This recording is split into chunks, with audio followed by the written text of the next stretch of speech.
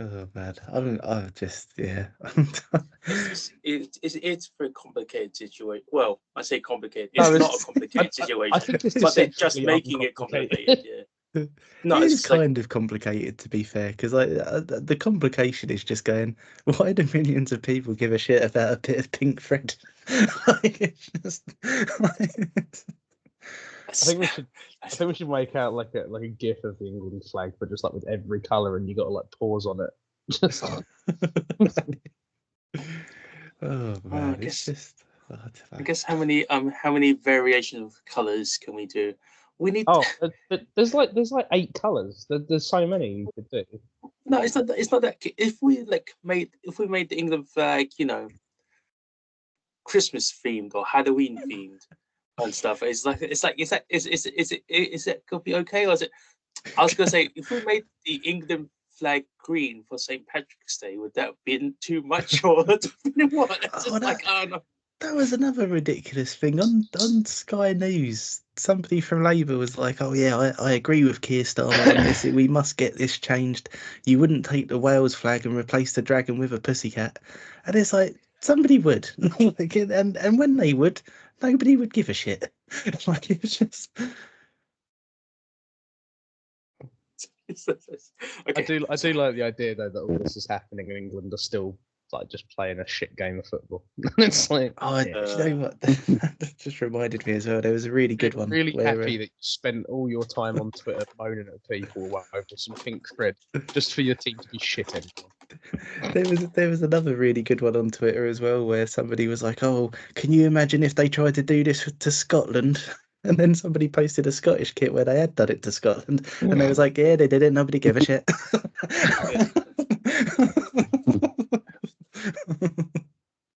fucking hell. What a world we live in. Mate, every day I look on Twitter and I just think this. I wish there was somewhere else to go. Like it's just everyone's like it. But where would you get your vitriol from? Where would you see all like the worst of humanity? Where would you go? Oh, Croydon is where you'd go. Oh. I was looking at a car in Croydon, and well, the thing that put me off was that it was in Croydon. To be fair.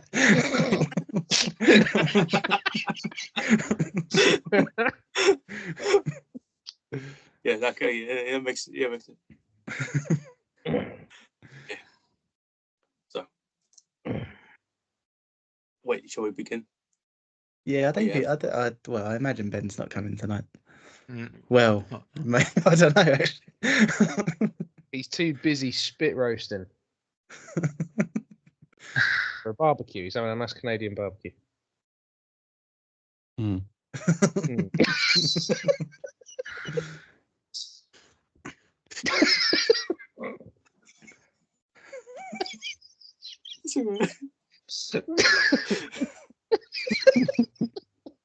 Good damn it. Good damn it. That caught him a lot more than I thought. Anyway, Simon, why did you pick this film? So, I picked this film because it is a Cannes film, and to show that the Cannes film industry doesn't really make much sense because it supposedly won an award at Cannes, and I'm like, it did. Okay, cool.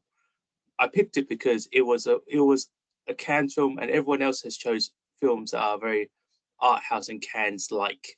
And I was thinking, I don't really know what films are from the Cannes Film Festival. I found this one. I remember this one because, again, the same story. It's like they're like, "Why did you not make a film for this festival?" And they're like, I'm gonna make a film for the festival. And I'm gonna choose a very French person to be the main character. And well, he didn't want Johnny Halliday initially. He wanted someone else. I can't remember who on top of my head. But essentially, then he's Johnny like, Halliday okay. stole his face and put it over his own. yeah. But then afterwards, he was like, okay, let's just do Johnny Halliday. He was like, okay, cool. So he made the film. He submitted it to like Cannes. he didn't really win like the big awards. He did win some awards, but the fact that he did win some awards is already a testament to like, yeah, Cannes is like not like the best like interpretation of like what's a good film, I guess. But it's like it's not like this film is not like the best film. I know this. Yes, okay, I know this. It's not like, but then again, it's not like it's not that bad. It's essentially what this. Well, the idea for this film is essentially it's a western made in modern day in modern day in Asia. Essentially, it's like I didn't understand why it was a western at first when I watched it until I saw where the influences came from, and I was like, oh right, because the big fight scene, big shootout scene with like the big cubes of trash. They're supposed to be like hay bales, and like I was like, oh, I see like the similar imagery and stuff. And I was like, it took me a while to really get it, but I was like, oh, I see where it's inspired A from. hallmark And of the Western hay bale. I mean, like a shootout with like hay bales, kind of. I mean, like kind of. I'm convinced. I mean, like, It's but it's like just all these cowboys going like, "Get him, boys!" pretty much right. But it's like that's like one part of it. It's where it's the part that it really especially hits it is when they escape to Macau. Yeah, not Mexico or not Macau. It's like Macau. they go to the border to Mexico. No, it's actually Macau, but like it's supposed to be Mexico. And it's like oh right, yeah, because she's a mamacita with the kids, and like okay, cool. Yeah, so that's general. It was an idea. I chose this because it was supposed to be a art house film or a Cannes film. I mean, like I wasn't sure how I was going to do. I see that Emmanuel didn't like it, but like everyone else generally said, "Oh yes, it's not bad. It's not too bad and stuff." Like, but it's like, it was a. Alan, I don't even know how to pronounce that name. Alain Delon. I don't know. It's French, so. It's French, so it doesn't matter. You can just say what you like. You just go, and there you go. You're done. Damn. Anyways, I'm sorry for all the French people reading or watching this. But anyways, yeah. So that's the reason why I chose this film. It was my one of my Cannes art house picks. Really wasn't really that art housey, but like it was okay. It was okay. I found Good argument in what house. it was supposed to be an art house film because of Cannes, but like I don't know. It seems it was an okay choice for me, and it was like it got okay results, barring one. But it's like I think I know why he doesn't like it, but we'll get into that in a second. So, how about you guys? What name were you trying to? What name were you trying to say?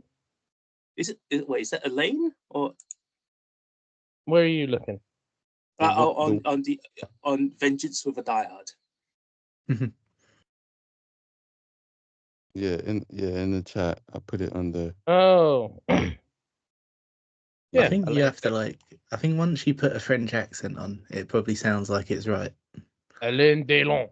See, if you say Alain Delon, I mean, like, without making it sound really like but like it actually it does actually make Elaine. I keep thinking Alan for some reason. I was like, Alan, it's Alan Delon. Oh, okay. Alan. Do you want to be an ugly man in my Vengeance film?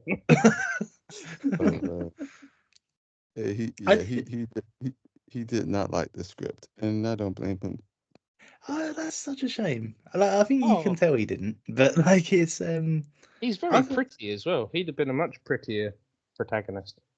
I thought it was really I don't know, man. I thought the whole thing of like a Hong Kong production but having like a European guy leading it was really interesting.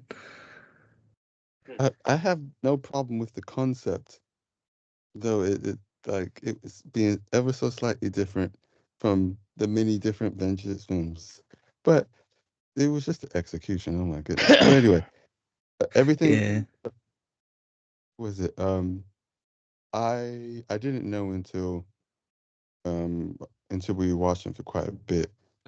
Wife was saying that he was basically like the French Elvis, or similar to that, in his day when he did rock and roll. I think he was compared a lot to Elvis, basically, but he was also very good. So I assume a lot of French people would know him instantly when they saw him. I also, it was quite interesting because he, when I saw him, I kept thinking, dude, I recognize his face. And I don't recognize his face. But for some reason, he makes me think of, he doesn't look like him at all. But my brain was imagining the guy who plays Odin in American Gods in this role instead. And I was, Whoa! What? Ian McShane? Yeah, I suppose. Oh, Yeah, it's, Ian McShane ain't that ugly. I thought he looked more like Shirley Carter.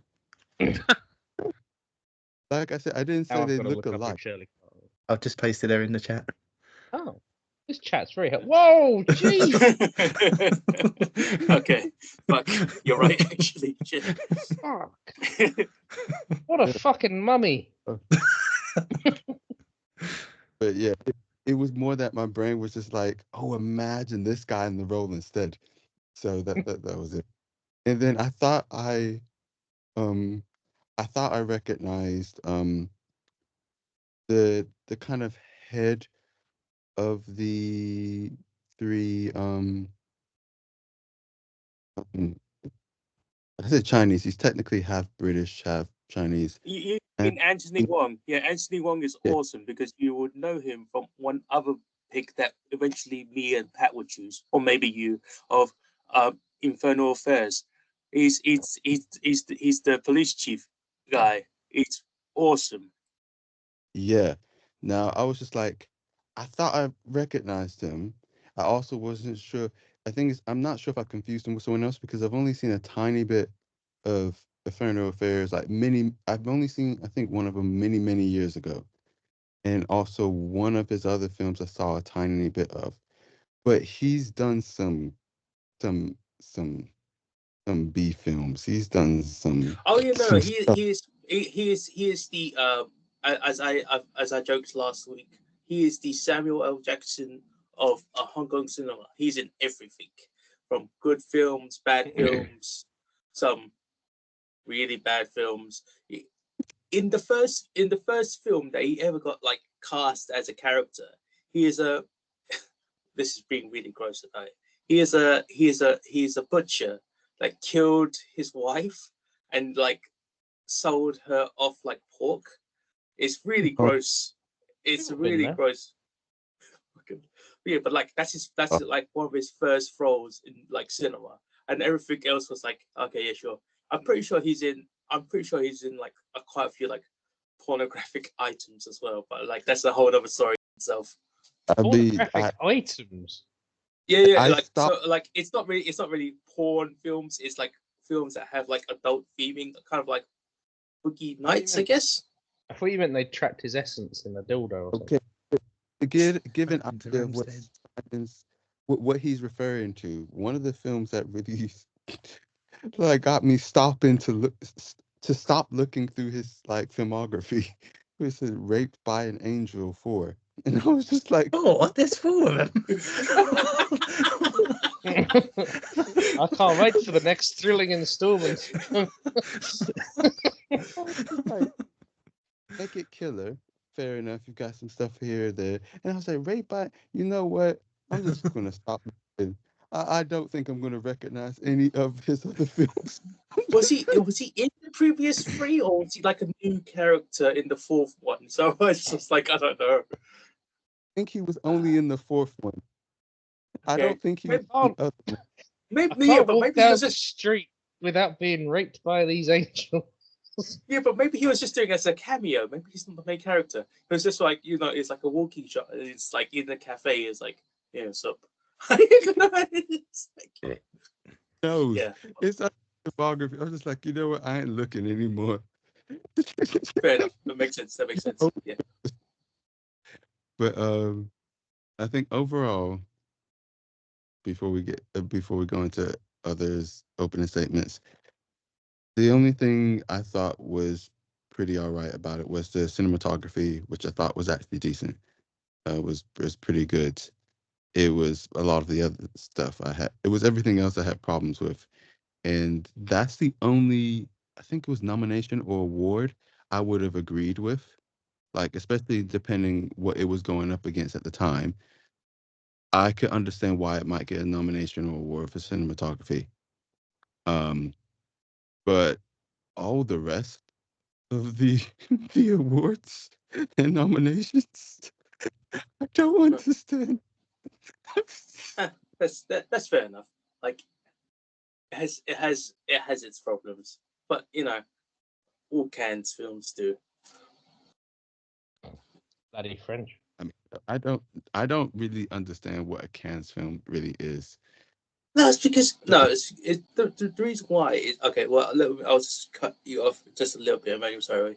It's just because like Cannes film festivals are supposed to be like it's like one of the really big fucking art house film like festivals. It's like one of the. Would you say it's like the biggest one, Rob, or would you say it's like it is one of the top ones though? Cannes and Venice are like the big two. Yeah, okay. So because it's such a big like film festival where everyone who's like the super like big directors or super like famous art stylish directors and all those actors all get together and like rub their, like polish their own dicks and stuff, and it's like, so I've got the biggest dick around. It's kind of like yeah, it's like kind of like yeah, sure. If you keep polishing your own dicks, it's gonna be shiny. But it's like polish someone else's dick.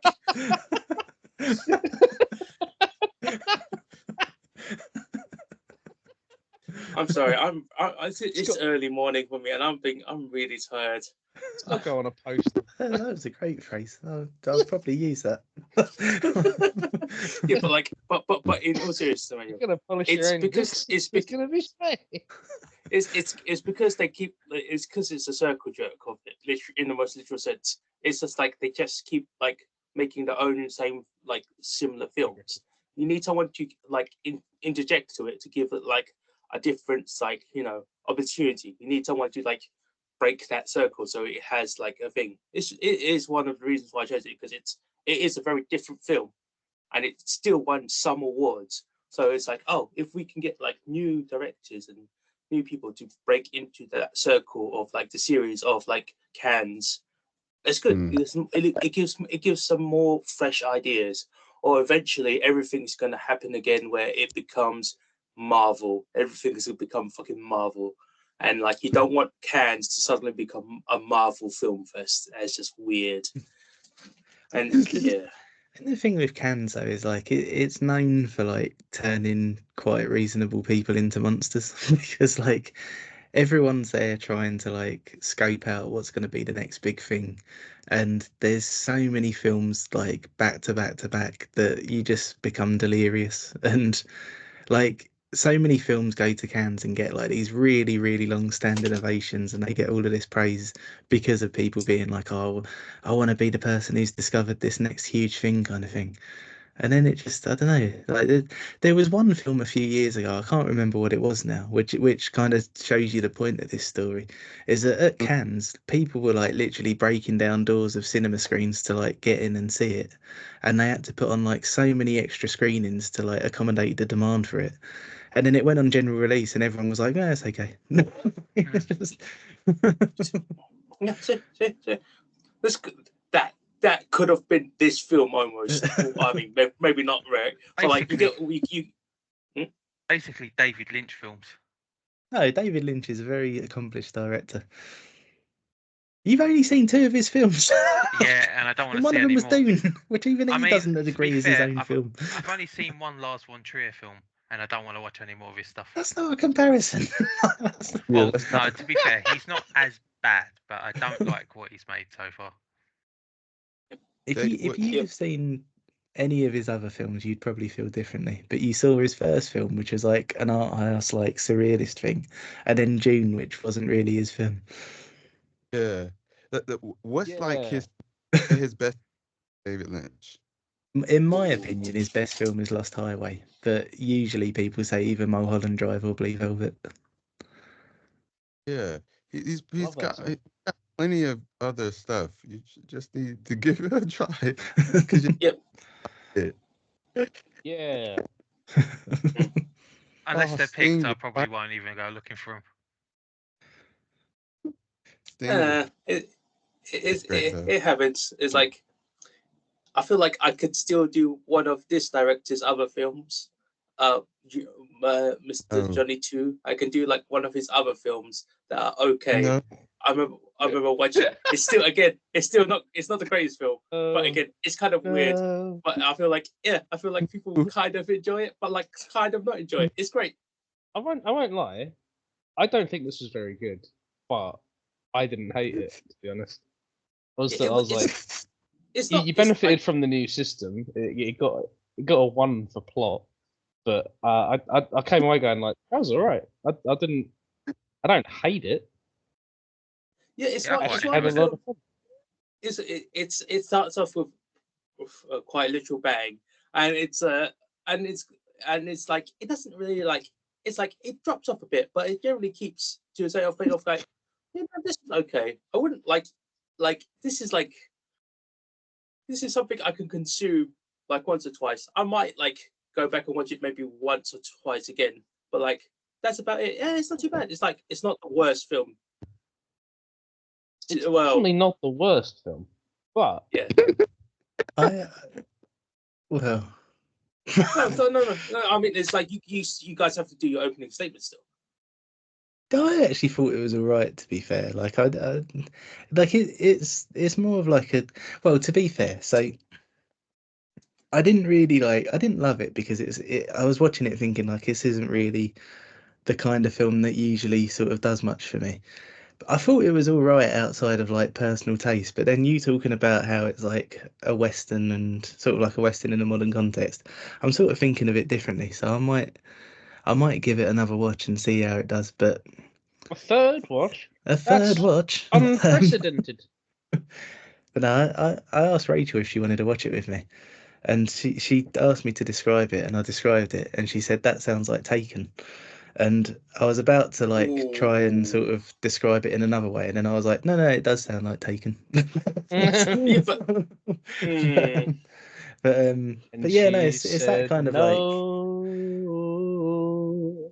Not again. Not again. Not again. No. I mean, it's been taken. It's been taken 4 times. Wait, how many Takens are there been? Have there been 4 Takens? Is it 3? 3 Serenity. Liam Neeson ones. I don't really recognise any the other ones. There's more than 3. I think there's a Yes, TV that's- show, but I don't Is give a there shit really? about that. Yeah. Oh dear. How much I- more can you do? I got taken so many times. I'm- I really. I loved the first one because it sort of come out of nowhere. And a mate of mine was like, "Oh, you should try this. You like action films." So I was like, "Okay, I'll give it a go." And I loved it. The second one was pretty fun as well. The third one probably shouldn't have been made, but I still sort of had some sort of in it as well. But like this TV show sounds garbage and it doesn't have Liam Neeson, so I don't care. Yeah, I think I've only watched Taken 1 and 2. And a clip from Taken 3, which made me think I won't bother watching Taken 3. Was it the Is one it I the- sent you with It the was. with It the was thing going exactly over that the one. fence? It was the one that made me go, this is why I don't like American action films. Is it him jumping the fence? Yes. Oh, okay. Yeah. You got it right. Emmanuel's getting drowned out. What? Oh, I was gonna say, which one has like a Linkin Park song at the end? I don't remember seeing one. Maybe that's 3, I don't know. Or was it a Coldplay? That's quite a difference. I don't think Linkin Park would have thanked you for that. I feel like there was one of the Taken films, maybe it was 3. I don't know. don't, Yeah, you I don't probably, remember it. I don't know if you remember, Pat, if it was 2 or 3, and there was like some random song at the end that didn't match any of the film, and I just thought, where the crap did that come from? I'll have to watch them again and get back to you.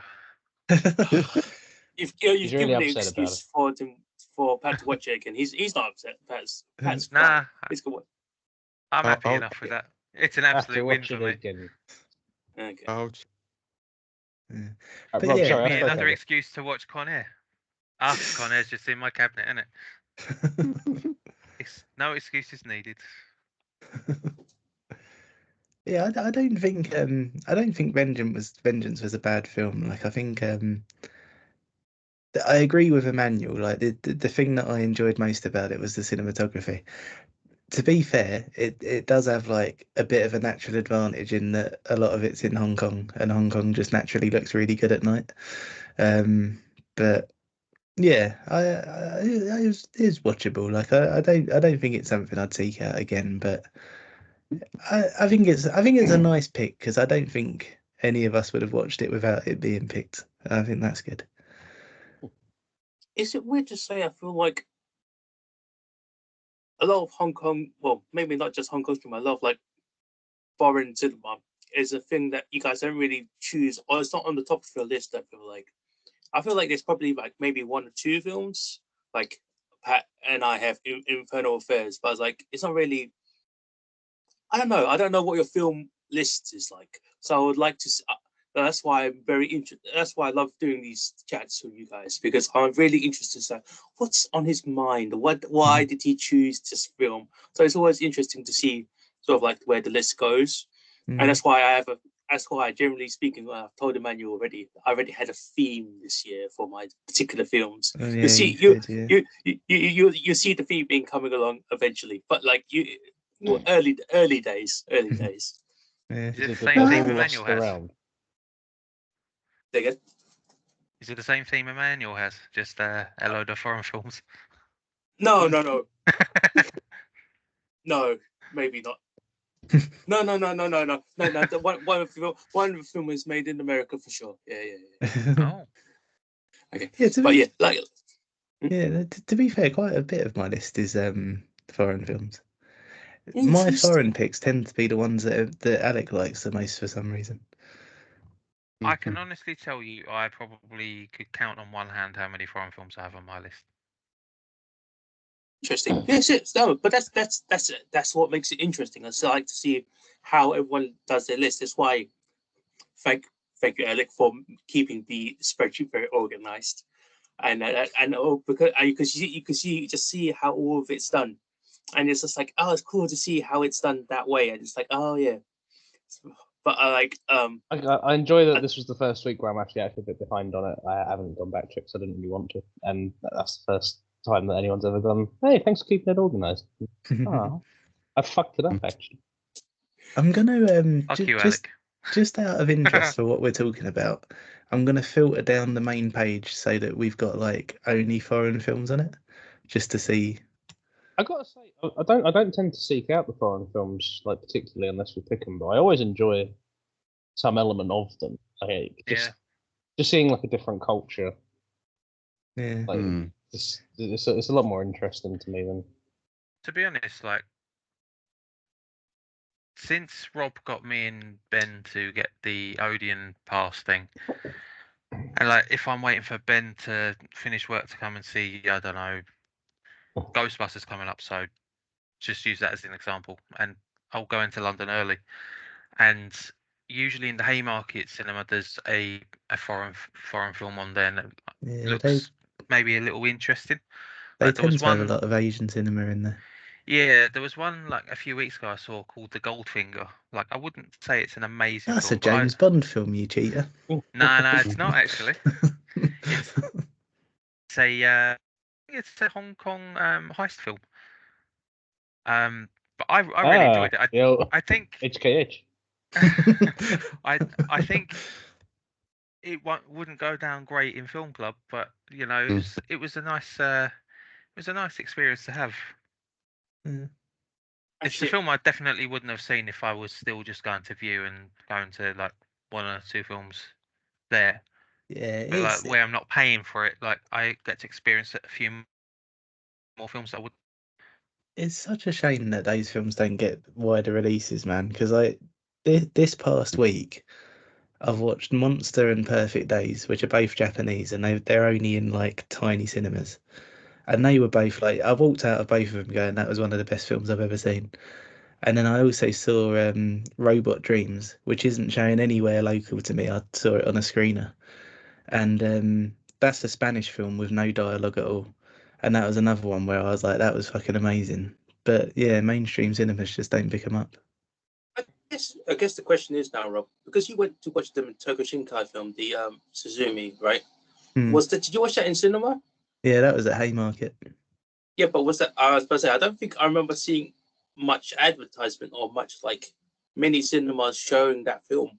Unlike if it was this, say, the Hayao Miyazaki film of the Heron and the Boy, or of the Boy and the Heron. I don't remember. Yeah, but like I feel like that was in a bigger I market. thought it was like, Heron Boy. Heron, it could be. Because I thought it's Heron Man. I don't know. I go get it, but like even that though, a lot of that's release was with the English dub cast, and the English cast for that was insane. You had like Florence Pugh, Dave Bautista, Christian Bale. Like it was. I don't know. Robert I mean, like Pattinson? it's you. Yeah. You. I mean, like English or Japanese dub. Otherwise, but the point is that it was like it wasn't. It was shown in the big cinemas because of that, and it was not shown in like other cinemas because of the Japanese stuff. You know, it's like who is? I guess it's. I mean, they still need to make their money, and I all get that, right? They need to make sure that enough people fill those seats. So I guess it's like you don't really see that much in. I guess the UK cinemas that we have, but it's like if you have more like just a few more like pinches of other cinema, just like mix it in, it gives it like a bit more like range, and I feel like having some range in cinema is good, and like you know that's another thing. But I think we've diverted. Did we do everyone's opening statements? No. Alec? Yes. Go on, opening statements. I think I kind of like, actually, you know what? I think I did kind of touch on it, to be honest. Yeah, was pretty. Despite the fact it was called Vengeance, I thought it was pretty novel.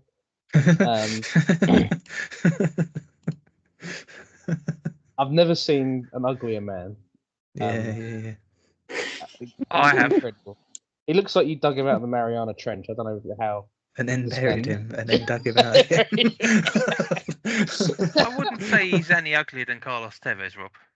Carlos Tevez has just got a scar. Oh, I don't know. Who's He's Carlos a very Tevez, ugly man. Yeah, but Johnny Halliday doesn't look like he owns his own face. Oh, to be fair, Carlos Tevez is a very ugly man. Anyway. Yeah, but Oh, good lord. Anyway. Wait until we all get old tonight, and then everyone will be saying that about us. Carlos Tevez is only a couple of years older than us. Is he? Oh, fuck, never mind then. What a fucking ugly He fuck. looks really ugly as a 22-year-old.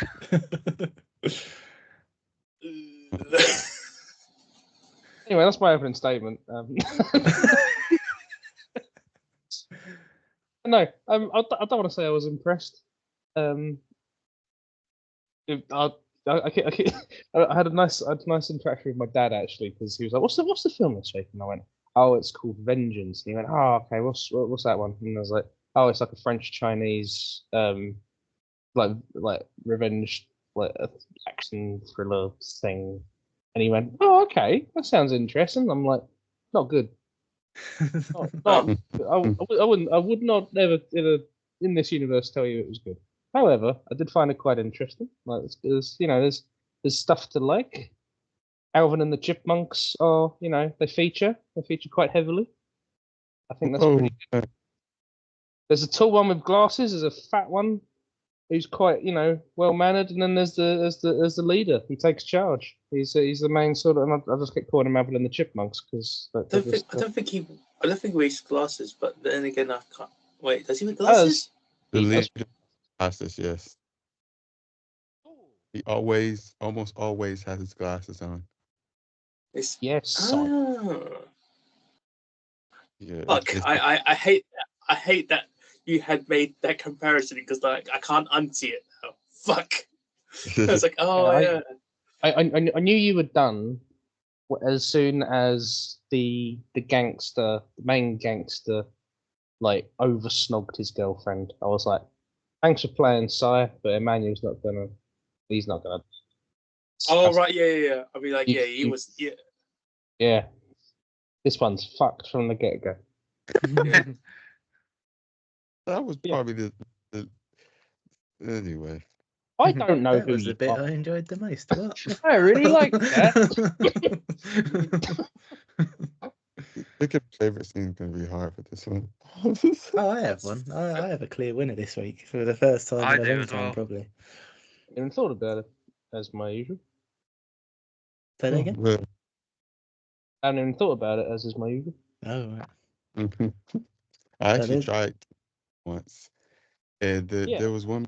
I thought, oh, maybe I'll pick this one, but then I forgot what that was, I and think I it- said, "Oh, maybe I'll pick this one," and I don't remember again. I'll talk about it probably like when we get onto it, but there was just like there was one moment where the two bits that I was really enjoying about it, which was the cinematography and how melodramatic it was. Like they sort of came together, and I was like, yeah, that's a favourite scene. 'Cause I do think that was probably the one thing that was sort of keeping me a bit invested, was just like it sort of like combined the French melodrama with like the Hong Kong melodrama, and it just there was a few bits that were like very, very, very melodramatic, but in quite a nice way. Man, imagine having a French Chinese melodramatic girlfriend. You just like so much fucking toxic drama. Imagine if she also looked like Johnny Halliday. Nobody on earth looks like Johnny Halliday. And I thank Except for Johnny Halliday, obviously. Apart from Johnny Halliday. And Shirley Carter. Yeah. she looks dreadful.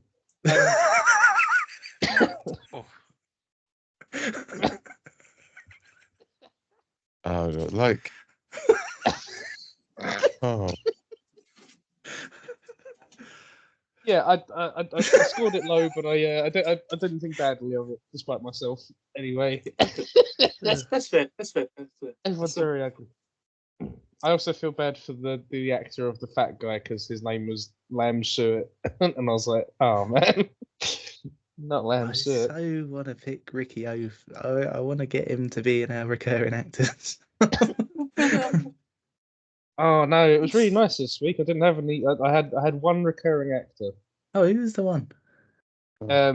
He was. Fuck! I should have known that would have led to questions. His name was Berg. I don't know how you say it. It's BERG space NG. what replay? How do you, Simon? How do you say that? Berg. What? Ing, right? I think it's oh wait, how do you? Wait, what was he in? He's actually a unique actor to you. Actually, he's in this and You Shoot, I Shoot. Oh wow! Wait, Can't. Oh wait, I'm trying to think about. I mean, how do you spell his name? BERG space NG. He's in He this one? is Crow. I have no idea which one Crow was. Oh wait, no. Oh Crow is right, King he's Yip- one of the people who killed the family. He's one of the bad guys. Oh well, Yeah. they're all bad guys. Yeah, he was apparently in You Shoot, I Shoot as well. Yeah, he was, but that his name, I swear, is Ting Yip. I don't know how to say it, obviously, but it's spelled Ting Yip NG. Yeah, but no, it's like Emmanuel. It's kind of like when you have it's the same thing with our main Alvin from the Chipmunks, right? It's where you have he's Anthony Wong, but that's not. I mean, Wong is his family name, but he's like, you know, even when he's got his IMDb, he's got his like Chinese name in the middle. But everyone knows him as Anthony Wong. It's easier. It's easier for everyone that way. It's just like so. Oh, It's like oh, right, how Dong. Wow, who's the guy from Train to Busan? It's like Dong Mei Siok or something. Oh, or Ma Sok. Dong Seok. Yeah, and he's gone like, let's be Don Lee. Dong Don is Lee sick. Sorry. Okay, fuck. I that was the only thing that went in my head at the time. Ma Young sir. Pat's letting his intrusive thoughts win tonight.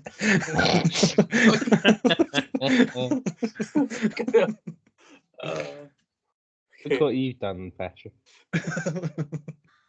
Talking shit. Fucking I just can't. It's so early in the morning for me. We need to catch Simon in the morning more often. I'm just so tired. But like, it's so fucking hilarious. It's just so hilarious. Oh, Jesus Christ. Hmm. Fucking hell. Someone else needs to do an opening statement. It's only 20 past 11. Big No. man. Oh yeah, Pat. What was your opening statement? It good. Someone No, actually. I actually really enjoyed it. Like I remember saying that I was about to watch it, and Alec was like, "Oh, good luck," and then sort of like the very first scene, near enough, they get fucking butchered. Felt like very much like the start of a Western thriller. Yeah, I wouldn't say it was written very well, but I quite liked some of the characters, like the fat guy. I thought was hilarious. Sit lamb. I really enjoyed him. And the action stuff at the end, I really liked as well. To be honest, I think most of my liking for it was the action stuff, and I thought they did the action stuff really well. The writing was pish, the acting was meh. But I still quite like the characters themselves.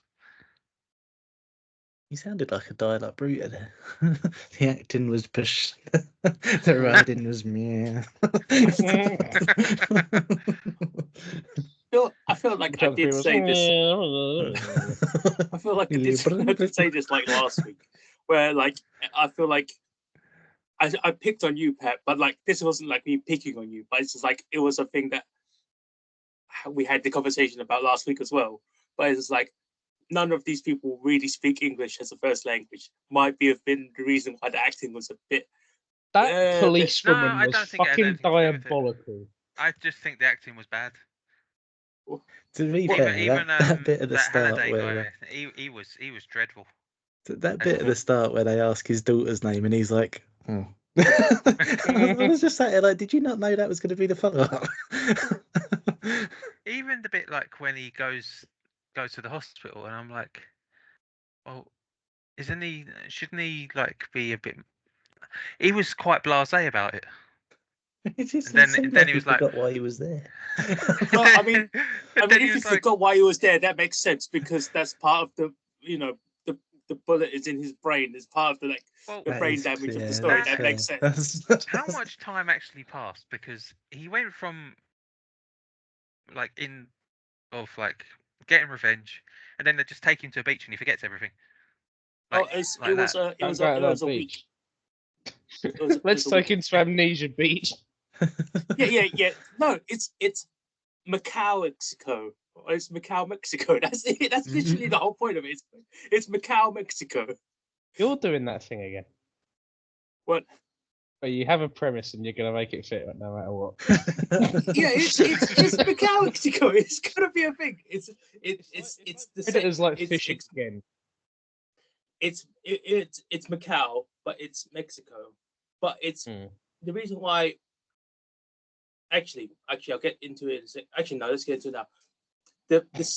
It's actually very apt that it's considered Mexico or like the Spanish and Portuguese section, because where they filmed that scene is the Spanish and Portuguese section of Macau.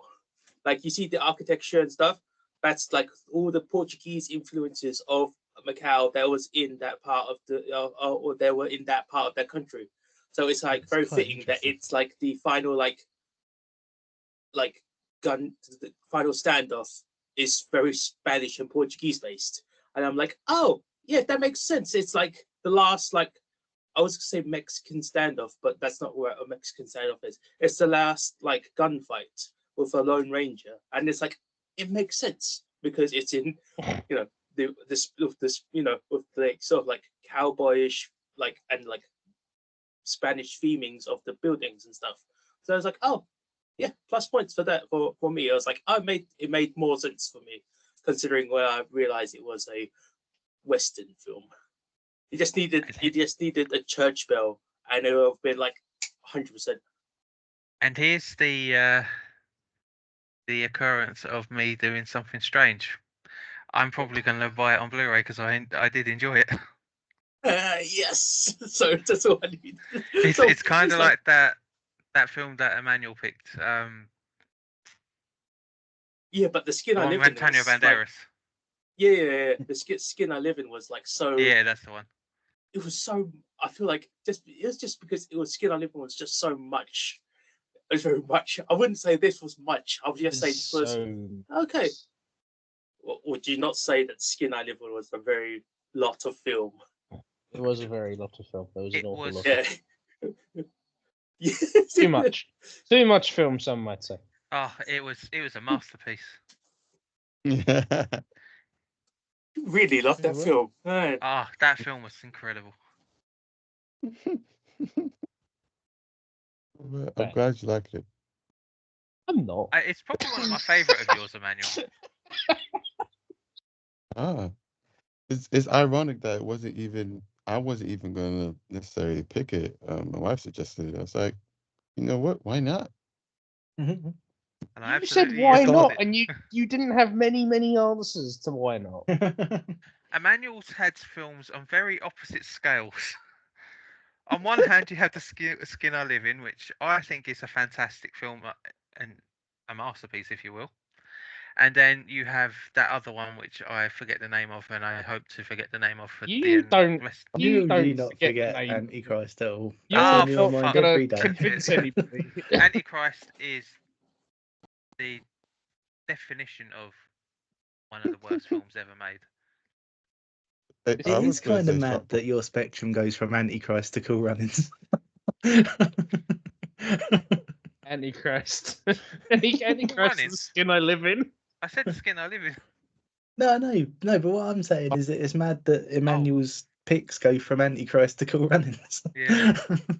I thought you meant my liking of Emmanuel's films. Never mind. Yeah, but like if we talk about range of films, mine is Boa versus Python to whatever, anything other than Boa versus Python to be honest, right? I think you need to pick more stuff like Boa versus Python, honestly. No, we don't need to see more like that. Well, to be honest, there's probably like 2 other picks this year that probably no one will like at all, except for me because I'm a monster. But like we'll see how it goes. To be fair, you are the only person who's got 3 films placing bottom in 2 rounds. Well, the first, I mean, like my double bill was a bit weird for me because no one else wanted to do the early double bill. So it's like I chose what I thought was an interesting film. This film was like, it was very hard to contend for this particular round. You guys had really good fucking picks, to be honest. And it's like, but it's okay. It's okay. I expected mine to be bottom, to be fair. And then I had an unexpected person pick it as his favourite film of the round. My late stage Dragon Ball fanboyism has saved you.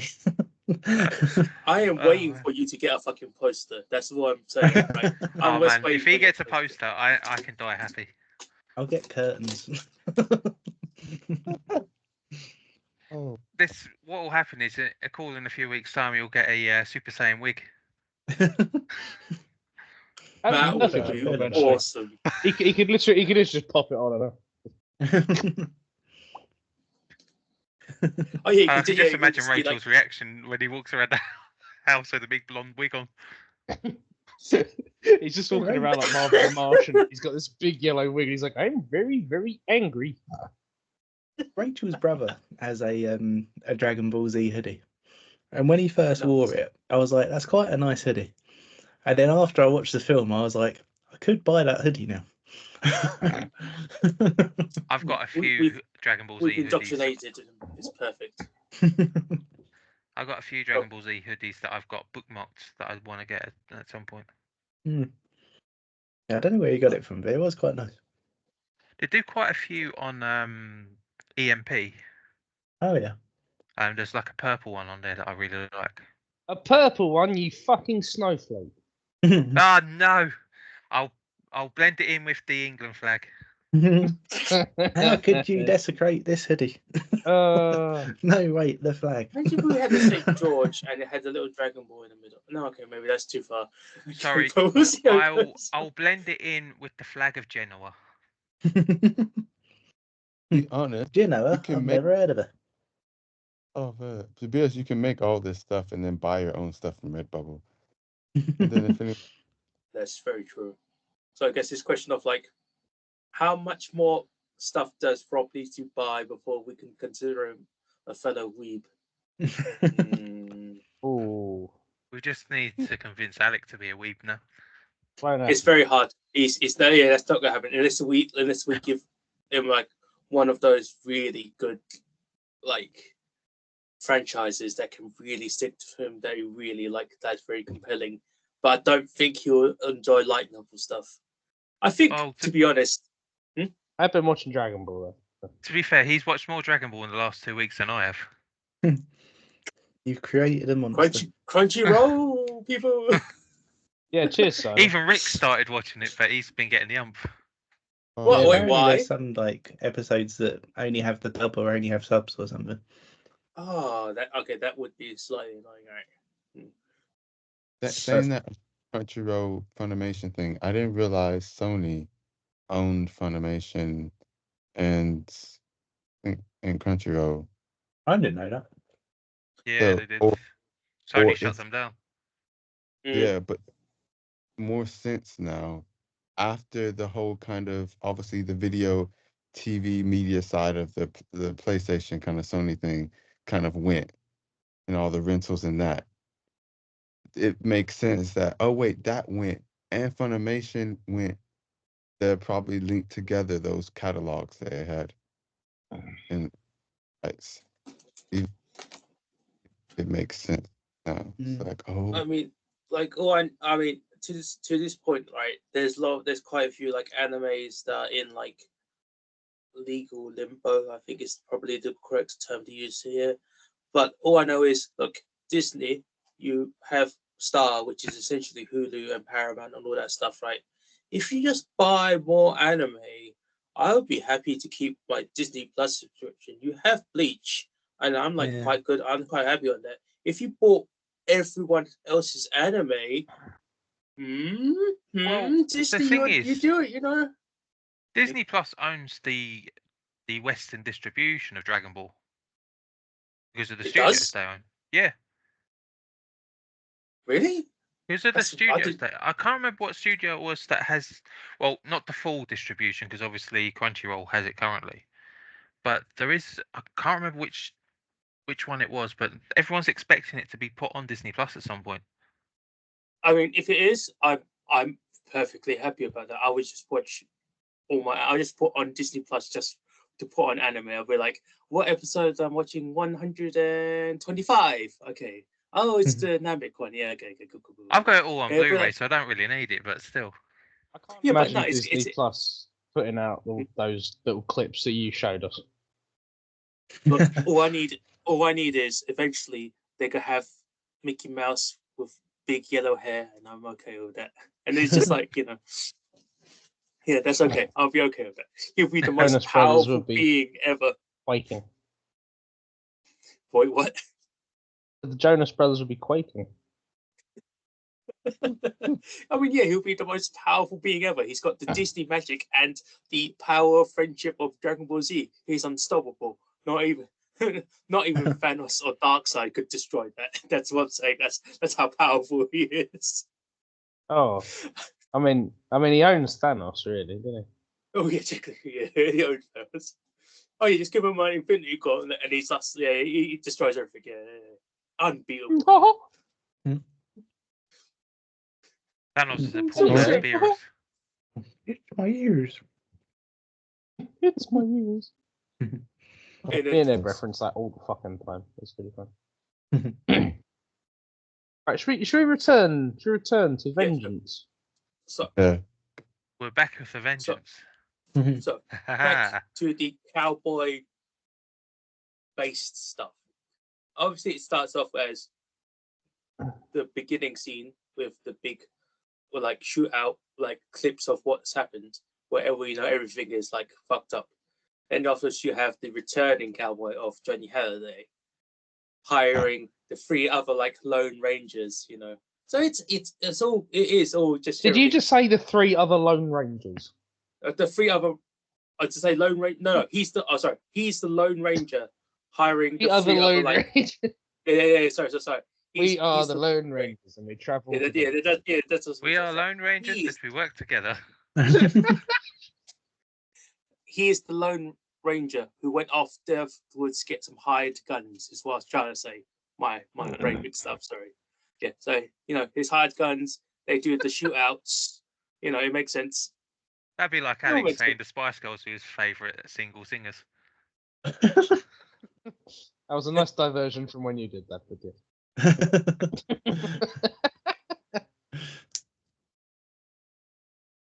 Yeah, it has a lot of things that are like that are like cowboy based. I can't remember what is the name of. They actually have. I mean, I'm too lazy to go and check the wiki. I think they have a name for which cowboy film that is very similar to, but I just like can't be bothered to check. But yeah, it's very cowboy-ish, with the gunsmen and stuff. Even when they go to the fucking like, when he goes into the dump, where he's like supposed to be like a smithy or a forge, and that's where he's like, I need to get some guns. All you got me is like, I've got a deagle in like my fridge. And he goes into his fridge, and he pulls out the Desert Eagle. They're like, yeah, that's fine. Yeah. The scene that makes it the cowboy thing for me, that like really solidifies it for me, is where he takes the pictures of each guy, but he then starts writing their names. That's based off playing cards for bounty hunters. It's their bingo cards. Essentially, it's like when bounty hunters are going around, and they can't hold the big posters around them. They have the small ones, and essentially they like flick it through their playing cards and this guy is oh well, what do you know? He's a jack. He's worth $100. It's like it's like it's what it's playing cards. It's the bounty books. I was like, oh yeah, I remember seeing that specifically for bounty hunters. It's a thing that is like, it's not really like a thing that's extremely like well known, but I remember it from like things like Red Dead and other stuff. So it's like, cool. So I like yeah. that game, Red Dead and other stuff. Red Dead and other such redemptions. I love how you said that in a sort of Morgan Freeman style voice.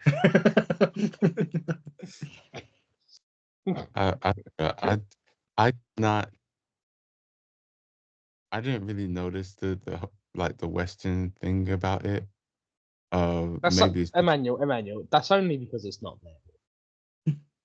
That's because what? Only because it's not there. It's just cyber. It is there. Make it fit. It's there.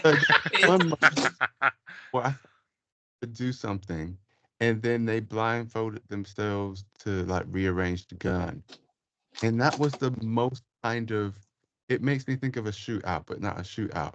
But the rest of it just seemed wacky. I don't know. It's like fishing. Oh, I was fuck's going to say sake. it's more like a Western, but okay. Oh, Fishing. How is it like Let's, fishing? let's not go into it, please. If we go into it again, it's going to be a whole fucking thing, right? So cool. No, instead this week's phrase is, it's like a Western. Fishing. It's like a Western. It's like a Western, that's it. It's like fishing. You go into Oh. the jungle, you put on a mask, you do your camo, and then you try and beat up Arnold Schwarzenegger.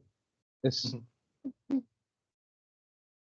But Yeah, it's in like the whole hunting and fishing.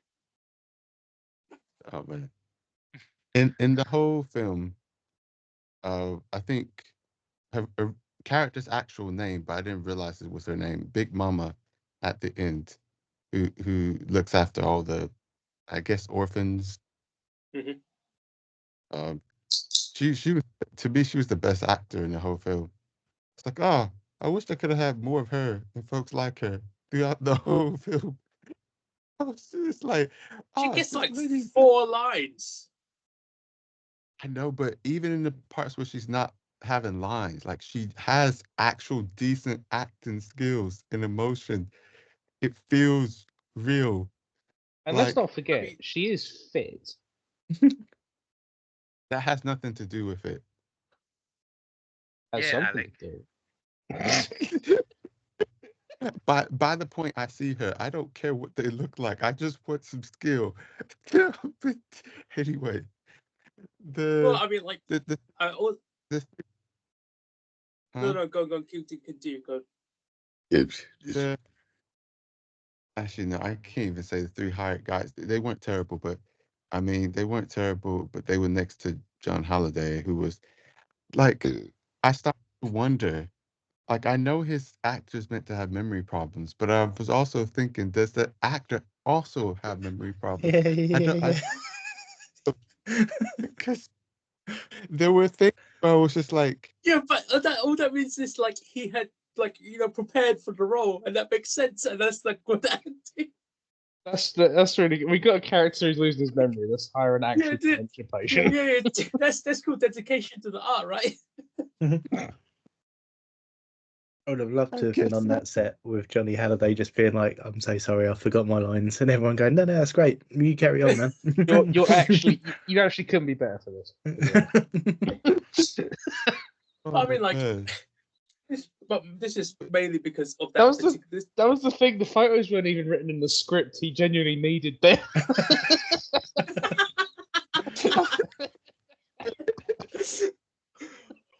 Fuck. Oh wonder- man. It just felt a bit like, I don't know if it was just that bad acting or it was just that he actually had trouble remembering.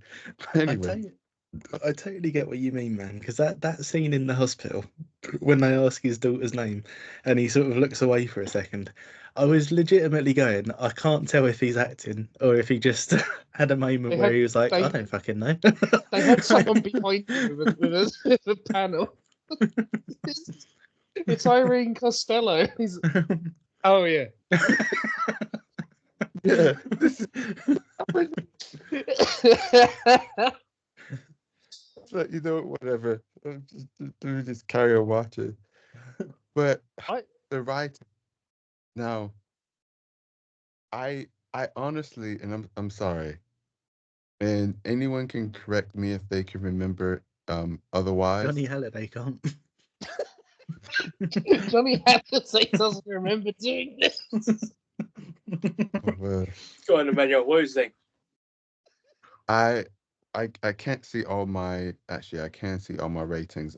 I want to go back through my ratings to see what I gave for all the other films, because I can't remember seeing a film I like dislike this much that I thought was so bad since we had like Bad Movie Round or something close to it. I was basically and maybe it's like maybe it's a sore point or something, but the writing, goodness, I was just like, it felt like someone made a draft script and then never edited it and just went and made the film off of it. I was I like, mean, like, I guess the point is, Emmanuel, what part of the script that you like? You don't like the story in itself, or like the way that it's done? I'm slightly confused on that, because you say like the script, but you don't mean like, you mean the story, like you say it doesn't make sense, or you think like it's a bit empty, or you mean like the acting itself, which we've discussed. A lot of it's Johnny Halliday having a problem, but like yeah, it's like, but it's like, do you mean like you don't like the story, or do you not like the, or like the way that it's, or the way that it's like shot or something? I mean, I just need some clarification. okay, so just to reiterate, I thought the cinematography was actually decent, was actually pretty good.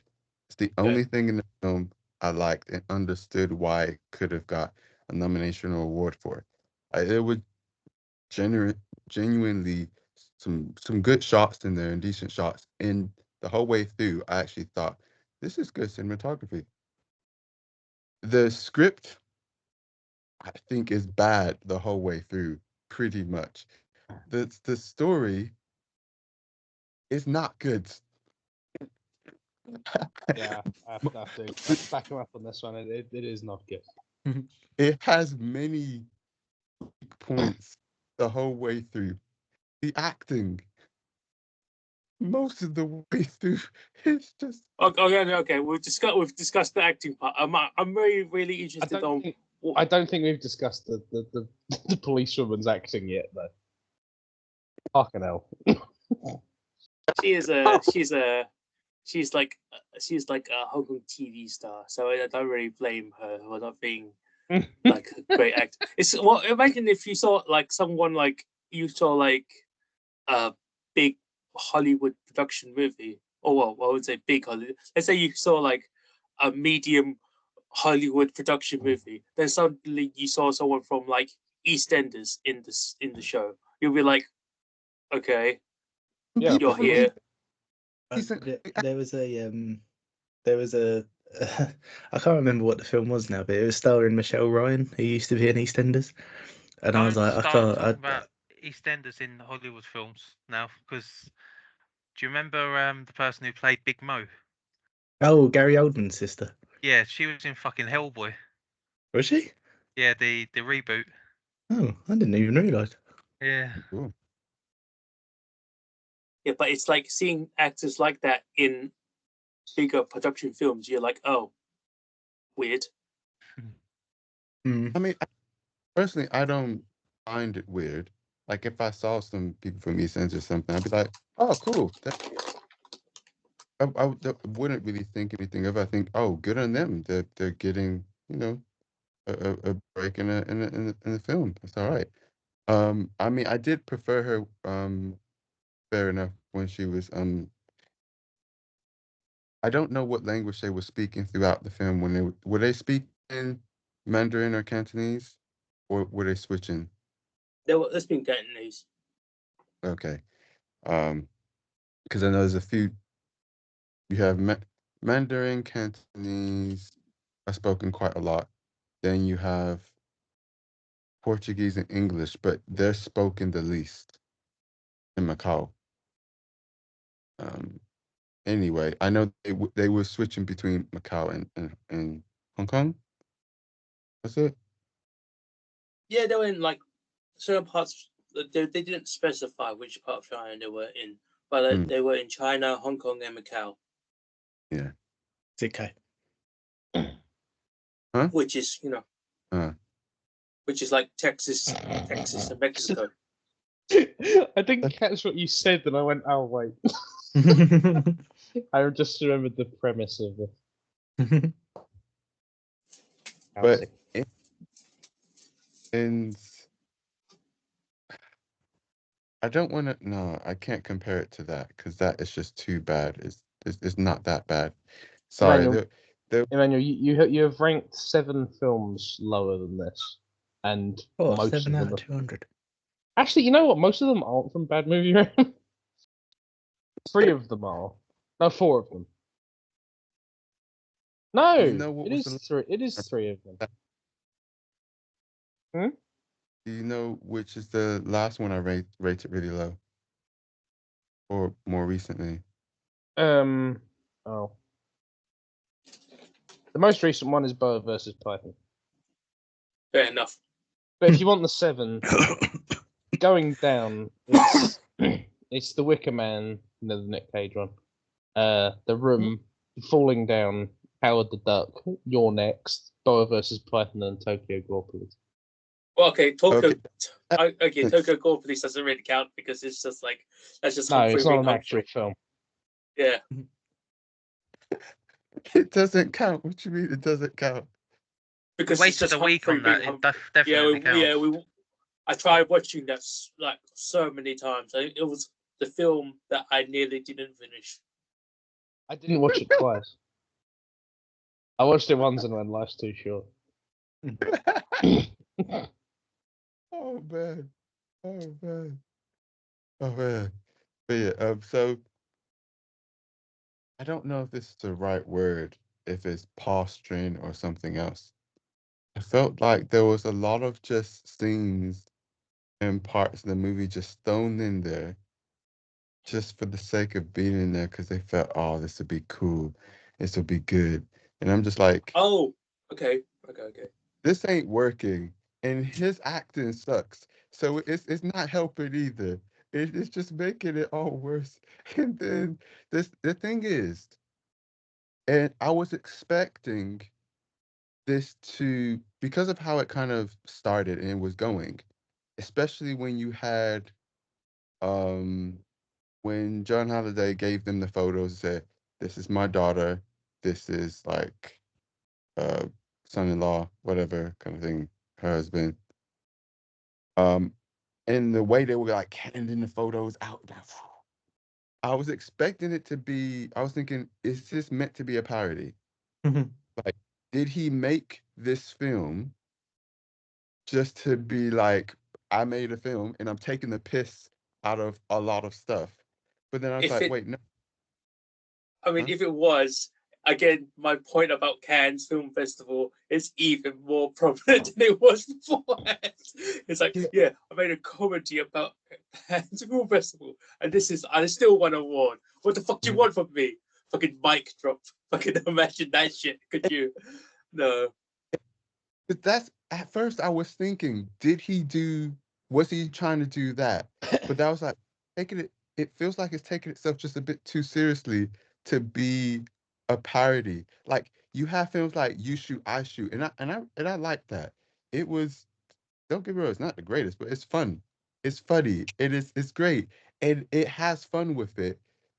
But this one, it was trying to be serious, but I was just like, is it or is it not? But I was like, wait, I'm not laughing. I'm just confused. Or not confused. Just like, I don't know.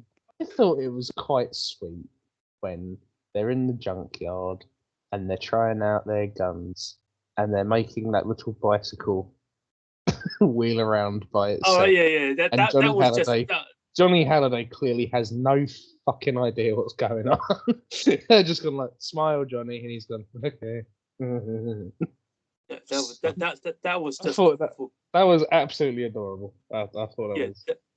That scene was I forgot about that scene. Yeah, that scene was just for the sake. How could you forget about that scene? That was. Hey look, I can. cinema, hey look, Ma, I can ride a bike. Bang, bang. Look, I'm riding the bike. Bang, bang. Yeah, that's a. Yeah, it was. Yeah, I feel okay. Now I understand where you're coming from, Emmanuel. Okay, cool. I thought you meant like. I thought you meant like scenes for like dialogue where people are like added in for no extra reason. It's kind of like beach scene where they're listening to the news and then they're all just dead. And afterwards you have that one little girl who says it with the most deadpan voice because they were your friends. They were your best friends. that was the bit that made me fucking cry. That was a hilarious. She said it's such a deadpan voice, and I'm like, I was like, I'm because I'm very well. Every time they say like, I think there was like a line or something where they were trying to remind him of who they were, and he went, "They killed your daughter's family. We killed them for you. Now we're best friends." And I was like, "Ah." fucking great. An adult. Yeah. Oh man, We are that best scene. friends. Don't get me wrong, that scene made sense. It was one of the you have scenes that make sense being there. Don't get me wrong, especially quite a few of the dialogue scenes. Whether they're well done is a whole nother thing. But there's a lot of scenes that make sense being there. There's a lot of scenes that don't make sense being there. I think it's just like a bunch of adults referring to each other as like, you know, I don't even know, they've known each other like a day and they're like, we did this for you and you like us now and we're best friends. And I'm like, yes. Yeah, Yes, yeah, we but like, Could you unless could you you want- imagine you could have just someone at work or something just going like, we're best friends, aren't we? And it's like, I mean, yeah, Hello? because we've watched because Mean Girls exists, and like we know that adult women do that. We're besties now, right? Yeah. yeah, but you do it ironically. You don't. That was No, there was no so- irony so- there. So some girls do not do that ironically. You know Oh, this. But these assassins are not women of that sort of mental capacity. Oh, that was a We're gonna kill bitchy sentence. George Fogg. Yeah, it Yeah. No, was. yeah, it doesn't work. Yeah, it doesn't work. Yeah. Also, on a random thing, and I know this is in a lot of films, so this is not necessarily a big thing in this film. It's just one of the kind of smaller things, but No. it made me just laugh and be like, what the crap is going on? So it first started with like how they were handling the guns. So the only guy who actually seems to handle a gun pretty decently or properly is one of the three. He's not the leader or Fatty. He's the other. I'm just I can't remember his name, and it is endearing. Isn't He's it? Simon. No. Simon's No. much No, there's bigger. Alvin, Simon, and Theodore. He's Simon. Yeah. Oh, He's the one with the glasses. Sorry, I'm confusing it because I think one of the three's name is actually Simon. Oh. Yeah, I think one of their names is. No, that's Simon. Simon Yam is the bad guy. He's George Fong. He's the guy Oh, who is okay. the boss. Okay, Simon Yam, the bad man. right. You've got Kwai, I was just like, well, Kwai, Sue, and Fatlock. cool. But Theodore. Wait, Theodore's the leader. No, the one who's not. No, Alvin is the leader. It's called Alvin. Alvin. I thought this would make things easier. I didn't watch Alvin and the Chipmunks. I didn't really watch Okay, it. no, okay, never mind. That's it. Yeah, it's like it's like the Ninja Turtles. It's like, what's the Ninja Turtles? Oh, okay, fucking okay, never mind. Well, anyway, you know who I'm talking about. Yes. So, I was like, oh, he actually uses a gun, like pretty fine, especially for an actor. So that's cool. I guess it's quite funny though. He's also the one they choose to get to reassemble the gun, which ironic. Anyway, point is, John Halliday, like all the others, like fair enough, they're handling these guns with one hand, with like no recoil, whatever. You know what? It's a film. It's fantasy, whatever. But then John Halliday is handling a Desert Eagle one-handed, and I'm just like, I'm sorry, I can't help but laugh. Your arm is dislocated. You ain't getting more than one shot off holding it like that. I'm sorry. And then I think probably one of the funniest moments. So it's the paintball scene. That's why I just be calling it. I was just like, why is it just paint pellets going off everyone? Because before that point, whatever kind of effects they were using, it looked pretty decent for the film. Like it wasn't really like standing out to me or anything. But I think this is the other reason why I was just like, I don't know whether to take this film seriously or not. Because You just see lots of red paint flying everywhere, especially the shootout scene. I'm just like, oh man, like okay, I don't know. It's anyway. Sorry, but is it meant to be a comedy?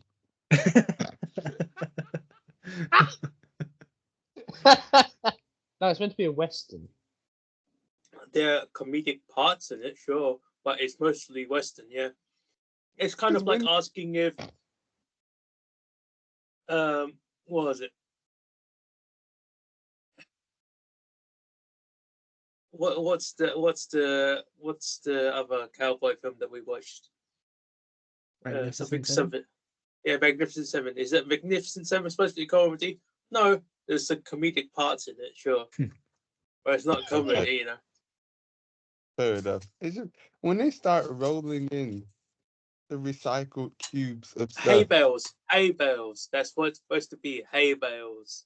It's like when Hey. in the western when there's like a town and there's not much happening and you see a big hay bale roll through like that. No, I don't. I don't. Oh. It's supposed to be okay. Never mind. I won't bother explaining it anymore. But it's hay bales. Just hay bales, right? Sorry, I only mentioned that one because I had a friend who once confused a tumbleweed with a hay bale. I thought that was hilarious. Yeah, Was I that was friend gonna say, Simon? No, Okay, I know well, what a tumbleweed is. That would've been even Tumbleweed is funnier if it was tiny you, little. Pat. Yeah. it was Lewis actually.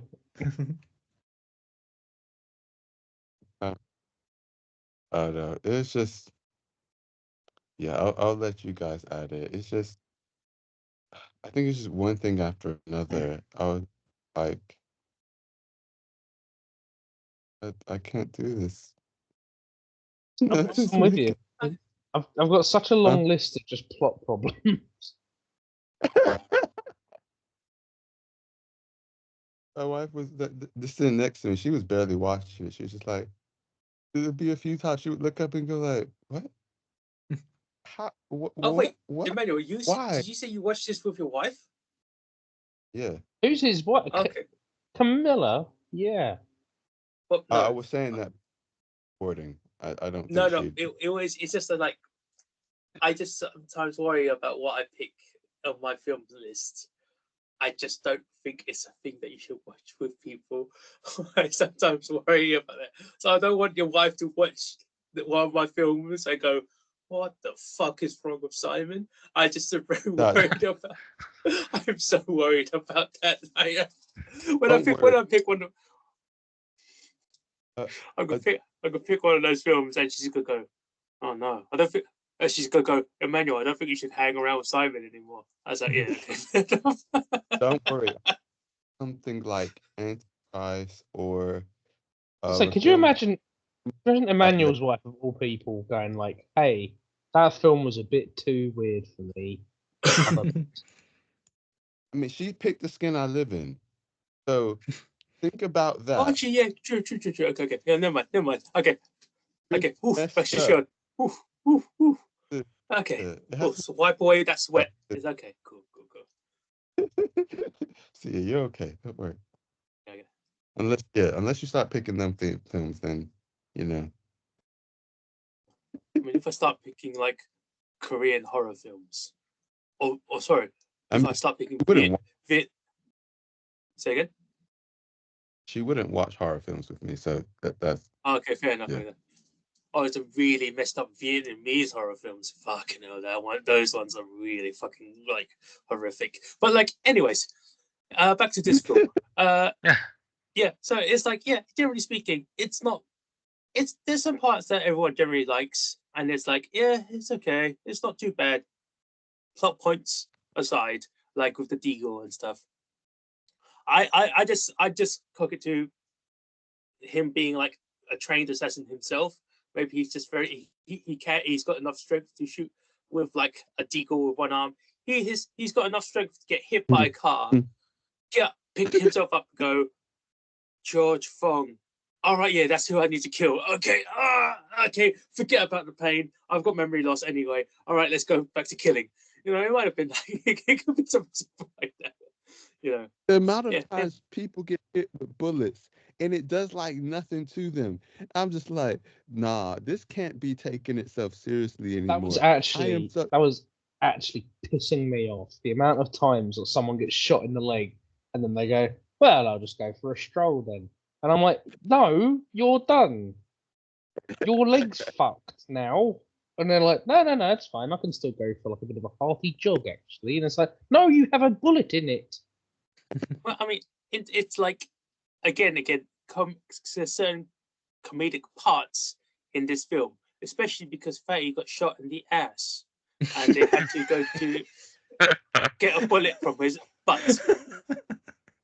It's literally, that's the comedy part in it. It's like, that's like,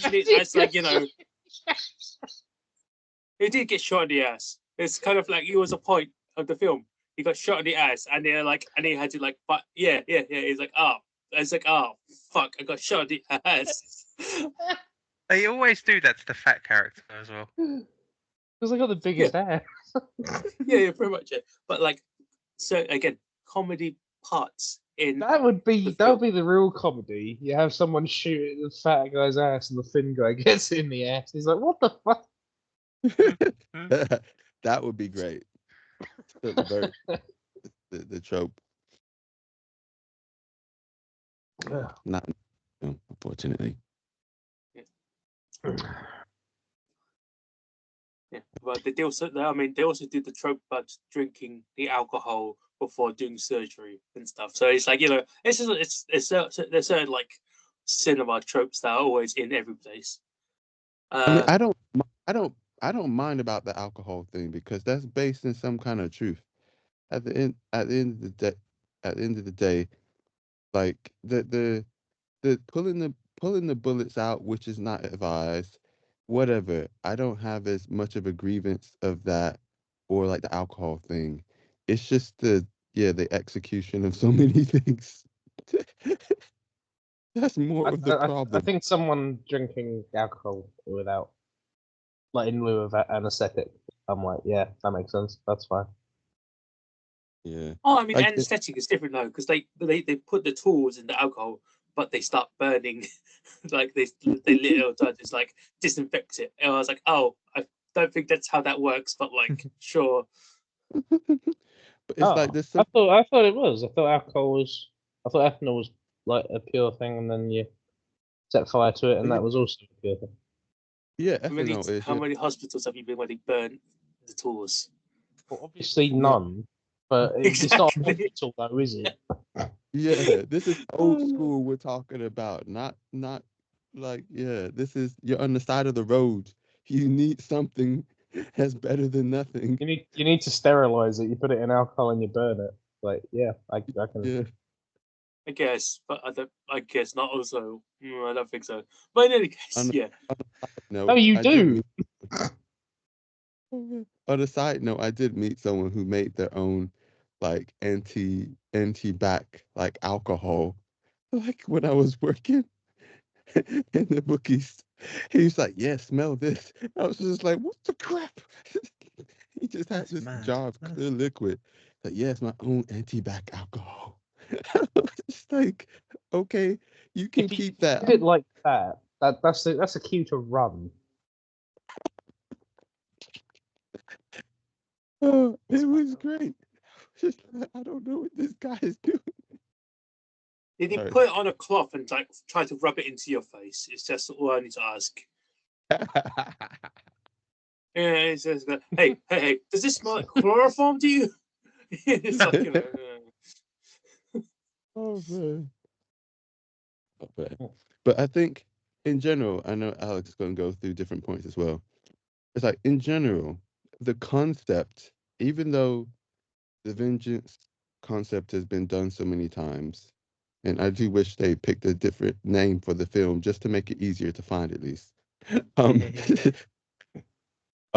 like ugly monster face rampage. I'd be like, yeah, there you go. There it is. It's an interesting idea to have the kind of collaboration between the French and like the Chinese. It might have been even interesting to put some Portuguese in there since it's Macau, but it doesn't really matter. Whatever. but it's just I've seen this kind of thing done better many times, even in like simple films that aren't great. But this is trying hard, but it might help, to be honest, if they had some really good actors. Because It might help to I have some know, average acts. because I know that can make a difference. At the end of the day, you could have a really kind of bland scene or a scene that doesn't really add much, but you can have an actor really pull it off. But they didn't have it going for them for the actors. They didn't really have it going for the story writing or the script. So it was just like, what's what am I doing watching? Sorry, carry on. I'm gonna stop.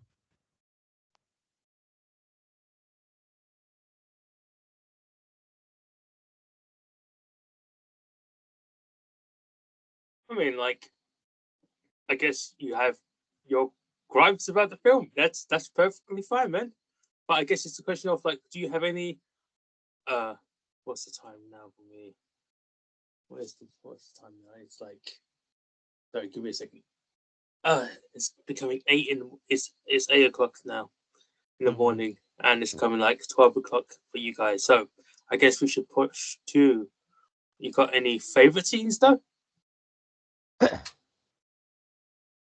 really love the one where the moon's huge and they're all on the beach and it's all very melodramatic. But yeah, I thought it was great. Oh, you mean when he's praying to the not church there, and it's like, oh right, yeah. Yeah. I just thought it looked so cool, man. I was almost convinced that Johnny Halliday wrote this for himself to star in. It had that kind of air to it. Yeah. It was like directed by Johnny Halliday, written by Johnny Halliday, acted starring by Johnny Halliday, written and directed by Johnny too. It's like you wrote this for yourself, didn't you? I can just see it. I forgot about that scene. I think that was one of the ones I was thinking of picking. Oh, really? But and Rob. I picked something else. But yeah, I remember that. I was just thinking like, what the crap? And yeah, my wife was just like looking at the screen going, wait, what's going on? Why? Wait, ain't she? And I was just like, wait, most of these people are dead, but wait, his daughter's not dead. She's still alive. She's in the hospital. Why is she? I'm like, you know what? There's no Still point trying alive. to get out of nonsense. Whatever. This is just his hallucinations. Let's carry on. That's hilarious, actually. I didn't even think of that. Like, just, I'm not actually dead. And he's like, yes, you are. You are in my brain. I mean, yeah, technically, yeah. like, I don't even know how, like, he's seeing these people. I thought he forgot most of them, but I guess his mind is, I mean, the brain is interesting and does wonderful things. I mean, it was very like, I mean, like it's very Lady of the Lake-ish, especially when he's praying on the beach and the water is like reached up to his like chest level, and like she's like ethereally walking over to him with everyone else, right? And it's kind of like she kisses him on the head, right? So it's like, oh, it's like your last blessing from an angel. But the thing is, why did he started out on the beach, then he was in the water, then he was on the beach again, and then they Well, no, I came mean out. it's called high and low tide. He was very far out into the beach, and after this, the tide came in. You know what, Emmanuel? That is the staple of the Western genre. You've just reported yourself not knowing anything about Westerns. High and low tide, mate. Get fucked. Because that's how you collect secret. That's how you get like collect secrets in Red Dead Redemption. There's like a thing with like the lake, and there's like a dead body there. Yeah. Oh my that's goodness. what I'm going with anyway. I don't know if that's actually true. That's what I'm going with. Oh,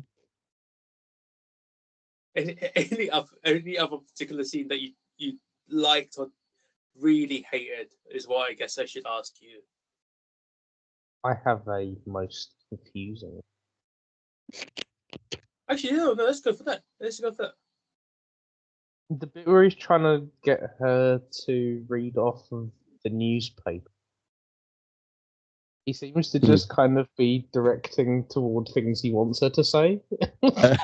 And he's like, who did this to you? And then he sort of, 'twas Holmes. And it's like, yes, 3 men.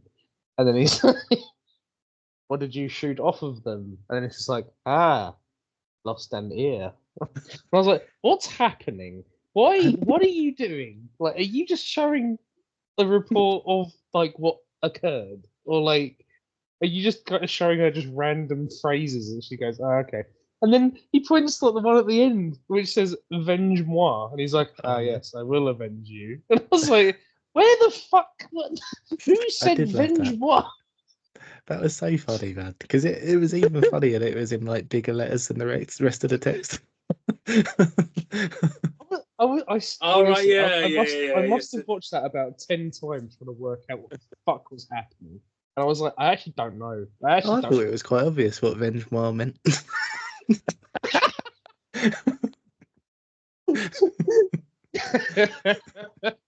It was.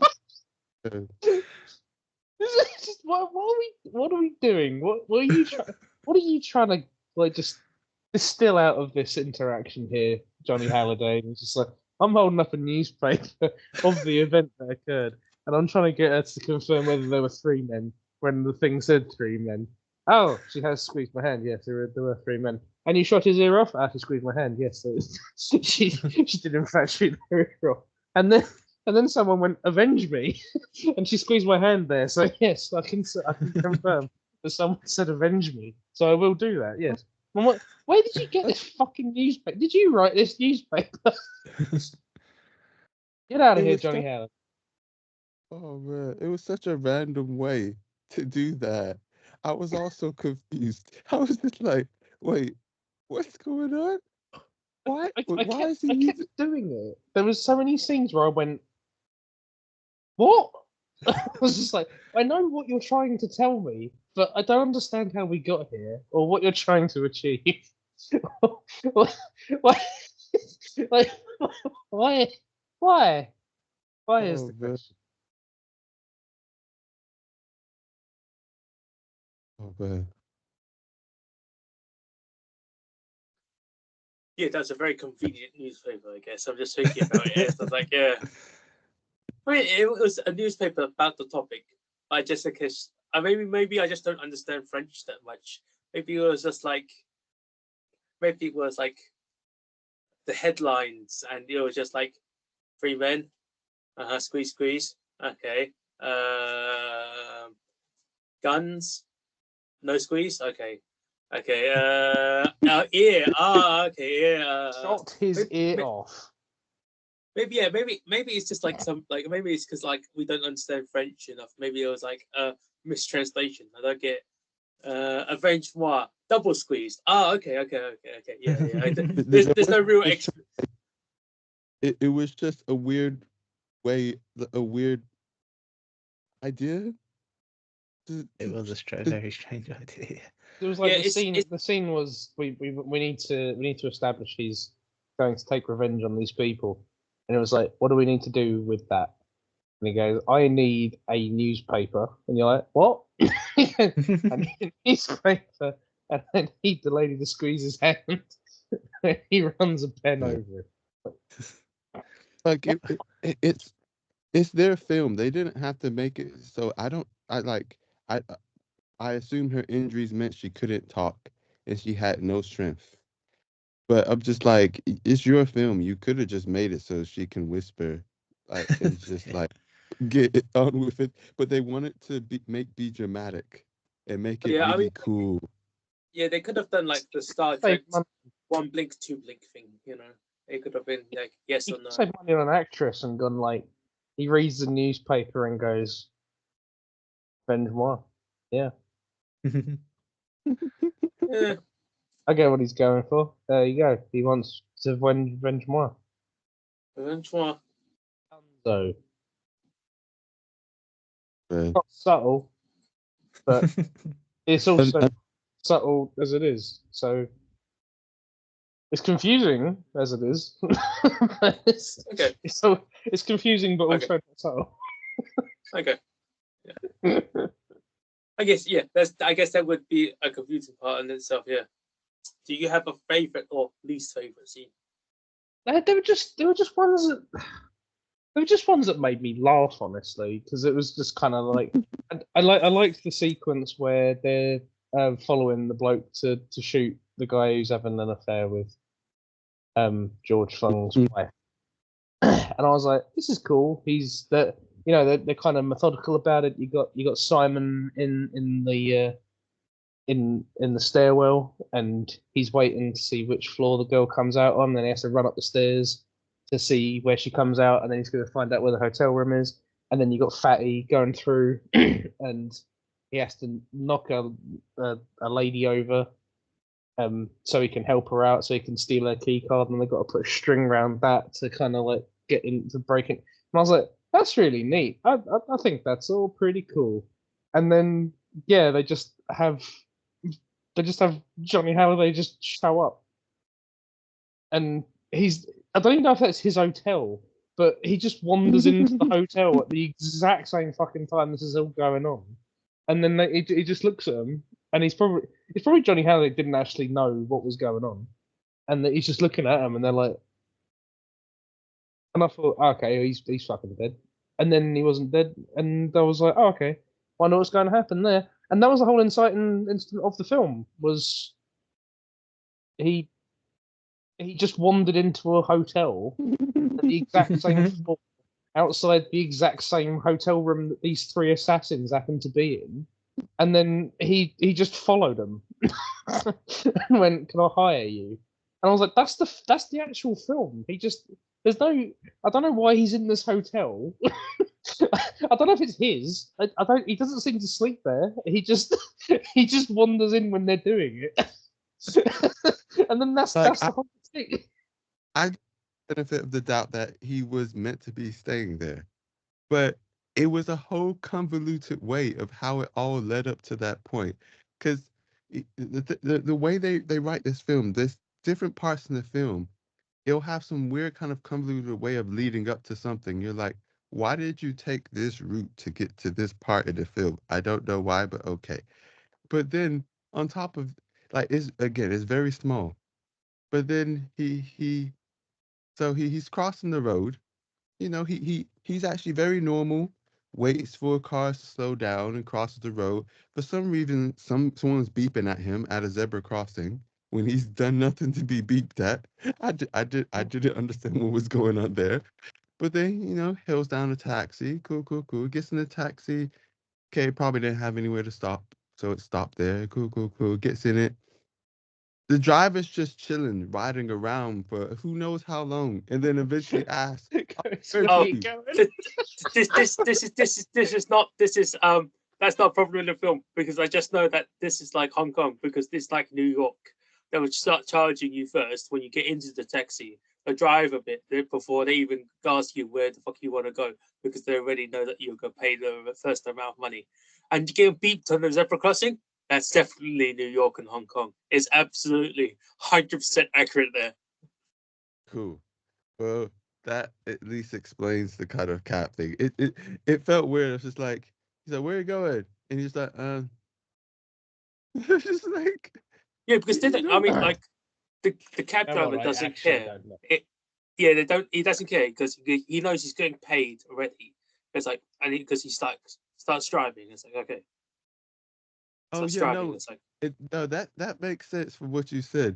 It's just John Halliday making me laugh again, because he doesn't know where he's going, and then eventually he says hotel. And it's just like, it's like, what hotel? which hotel? And he's like,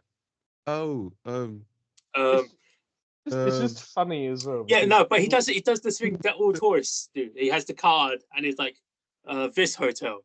Okay, yeah, sure. It's just like, oh yeah, that makes sense. It's just the way he did it. It's like, again, it's like, I don't know if it's because he's trying to play. He's got terrible memory, because the bullet in his head, or he's actually Or forgot. he actually has bad memory. He's like, Johnny, your line. Do you remember your line? No, I just need to go to this hotel. Yeah, that works as well. Yeah, sure. It's like, He's got the script in 72 size font, and he's like, "Oh, I say this one, this Oh, one." man. And there you One thing another thing I was confused at, I didn't understand, and this is the whole thing about like he was talking about best friends and stuff. Alec, how did it get to? Oh, we work for you now. You just oh, that's because they got paid by him. Yeah, he gave them all he owned. Yeah, and the restaurant in Paris. Yeah, to be fair, if someone offered me a Parisian apartment and a restaurant and stuff, I'd be like, you know what? He seems all right. I doubt that he had them. To be fair, I mean, he did have all those. He did have all the euros. Was it euros? He actually had. Yeah, it was euros. But yeah, I'd be looking at them going like, would Johnny Halliday lie to me? And I'd be like, does Johnny Halliday know what lying is? Yeah, I don't actually know. That's a fair question. It was actually that was part of like my favorite scenes with. I believe he wants to sell me a restaurant. I believe that. But yeah. Does the restaurant exist? Does he still have it? Is he giving me an imaginary restaurant? That's. I mean, like, but that amount of money was in euros anyway, compared to like Hong Kong dollars is already a lot of money. So it's kind of like, yeah. So it makes sense because exchange rates and stuff. They could live very comfortably for quite a long time. Unlike with the Mamacita, who is just making dried fish and fried rice every day for the kids. Oh, but true. Yeah. It fair enough. That makes a bit more sense. Like in the context of the movie, it almost felt like the way he said it, the way it was going on, as if they're like, oh yeah, we're kind of like we have kind of like the best friend thing. Like we're really close now, and I'm just like, are you? But maybe that's just me. I feel like it could be a thing where it could have been like they were trying to use English sarcasm, but they couldn't translate because they don't have the accent for sarcasm. It sounded like genuine because like it could have been. It's kind of that like was it. We're best friends now. And it says like, it sounds with sarcasm, but if you get someone who doesn't really speak English to go, we're best friends now, it's like, oh, you're being genuine. No, I'm being sarcastic. Can you not hear sarcasm? Be like, what's sarcasm? I'd be like, fuck. Okay, it's like oh, that kind of thing would have fixed it. Just having something, and now we're best friends. It's like, okay, right, I'm with you. But instead he goes, and we're best friends, and I'm like, do you? Okay, well. You're like, that I feel like you're pushing 40, talking to a 60-year-old ugly man, and you're going like, "We're best friends, Johnny Halliday," and I'm like, "Are you an adult? Are you aware you're an adult?" Yeah, but you like kill Johnny people for money, sir. Yeah, but Johnny Halliday doesn't remember. He'll probably just go, I can't imagine. Oh, okay, we are best friends now. I can't imagine just like the 40-year-old assassin going like, I'm going to talk to this guy on his level. We're best friends. Just like, okay, yeah, sure. There was. This is more of I don't know if it was more of just a script kind of mess up or if it was purpose to try and show his memory kind of thing. But it's something that just made me laugh. I was just like, so in the beginning when they not beginning when he talks about I'll give you the restaurant and whatnot, I swear that they asked what the name of the restaurant was or something like that, but he never said. And then later on, when they're in a car together or something, he just goes, "Oh yeah, my restaurant, the name is this." I was like, "Wait, this whole time you never answered them." Because he didn't remember. Yeah, I think that was literally the point that he didn't remember. Like the only reason that they accepted it first is because they saw the cash, and Fatty grabbed his Rolex. Yeah. Yeah, he grabbed his Rolex, didn't he? Yeah, he grabbed his Rolex. He tried to pick up the Rolex, but then Anthony Wong was like, "No, don't take the Rolex yet." And he was like, "Okay." It's like, then we'll discuss terms first. I was like, "Okay, yeah, we'll do it." Yeah, I mean, like, certain parts were because of memory loss, but I don't know if memory loss is good for plot points for the script. It's like, why did you not mention this earlier? Oh, he didn't think about it because he had memory loss. Oh, that's a very cheap. I feel like that's a very cheap way to get out of like a writing situation, I guess, because. Yeah. But unfortunately, because it's memory loss, it makes sense. It's kind of the thing where for story writing, where they go, "Oh, it's actually all a dream." It's a very cheap cop out, right? But it's kind of like it makes sense in its own right, and it's like I hate it, but it's like, all right, yeah, it does make sense, and it's so annoying that I was like, ah. But Yeah, use memory loss, and they did it really well. But this wasn't an example of. Well, I mean, like, unless what choose moment. Eventually, probably next year, maybe I might choose like something like Memento, and like that's about memory loss, but it's all movies in reverse. So it's kind of like that would be an interesting concept for a film. It's an interesting concept for a film, but it's like, no, we'll see how it goes. But I guess for now, Pat, did you have a favorite scene? Yeah, I did. So you know the part where Halliday is taking pictures of his Guys, yeah. new crew. It was a bit where Fatty sort of was the only one that decided he was going to sit there and pose for the picture, where the other two kept putting their hands up. That really tickled me. And that was when I realised I was going to be in for a good time. What really tickled you? When Fatty posed for the pictures. Yeah. He sat down and he went, yeah. I like. What made it so funny was the fact that his partners were like, no, we don't want a picture taken. Kept putting their hands up. And he just sat there and just dusted himself off and was like, yeah, now you can shoot. I liked when he was. The bits when he was sleeping and they were like chucking peanuts at him.